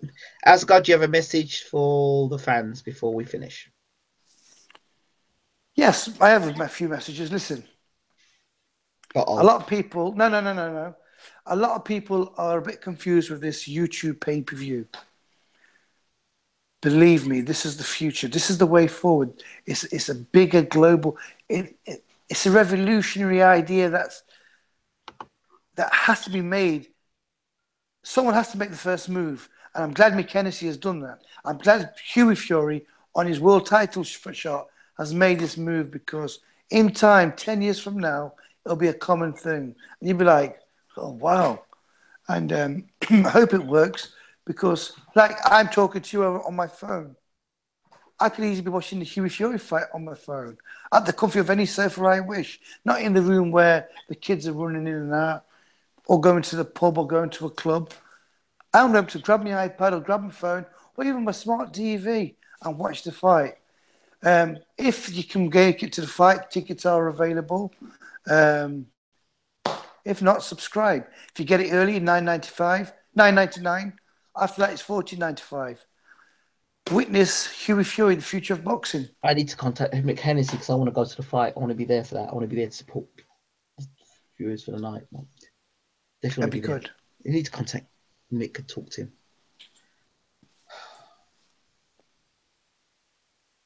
And try and get over. That'd be good. I need to contact Mick. That's what I need to do. There's just so much going on at the moment. Yeah, I've got busy few months now. I've got to be in Denmark, Ireland, Sweden, Portugal. Hey, listen, you've got to get us live when you do them shit, man. When you're going around all these places, get that camera up, get you live like this, and you can show us what you're doing. I will. Oh, mate, you'll love it. We've got some superstar boxers: Ali Tazim, Yusuf Hussein, Adam Afsar. I want to see those guys. I want to meet them. I want to interview them. Do you want? Get them on the channel. We'll just interview them all. I'll interview every single one of them, like I did last time with your fighters before. Okay, I'm the first person I'm going to get is definitely Flashy Faz. All you need to do is they can use your phone, or is your phone you're on at the moment or not? Yeah, phone, yeah. Yeah, to get on the phone, and I'll just give you the link. They come in the room, and we just talk to them. Let me get my cat to come and say bye. All right, you do that. Come here, one second. Come here. Ow. Stop biting me. Come here. Say bye to everybody. Bye. Bye-bye. See ya. He's a vicious little thing. Hello, Tyson. Hello. Hey, Tyson. Don't try to slap me, Tyson. He's boxing, showing his jab. Tyson. How's he going? He's a funny kitten, this one. Only 9 weeks old, and he's just too hyper. Let me see. Somebody's saying something here.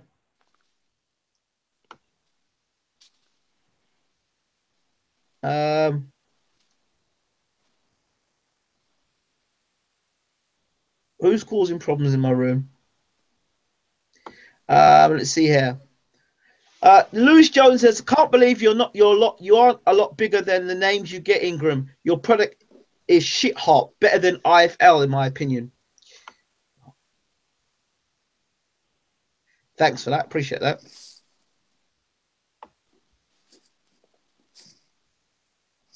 Right, I think that's it. Asgar, thank you so much for being a part of BWTM tonight. We appreciate you giving us great revelation, great fun, great jokes, and you even brought some pussy along as well. Perfect man. Thank you. Take care. Thanks for having me on. You take care, champ. Speak to you soon. Take care. Bye-bye. Bye-bye. Bye.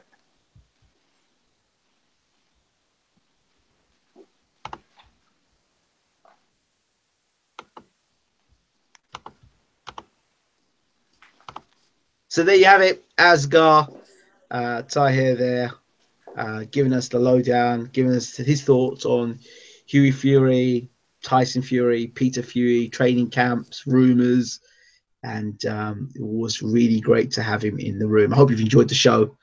Don't forget, you hit that subscribe button. Tomorrow night, the main man, Peter Fury, will be here 10 p.m. I think we're going to have some real fire from the man, Peter Fury, always straight talking. I expect some fireworks. I expect Peter to be on complete fire. And, you know, with not too long to go before the fight with Hughie Fury, I think it's going to be something special. So tune in. This is an exclusive question and answer session with Peter Fury. Take care. Thanks for watching BWTM Sports.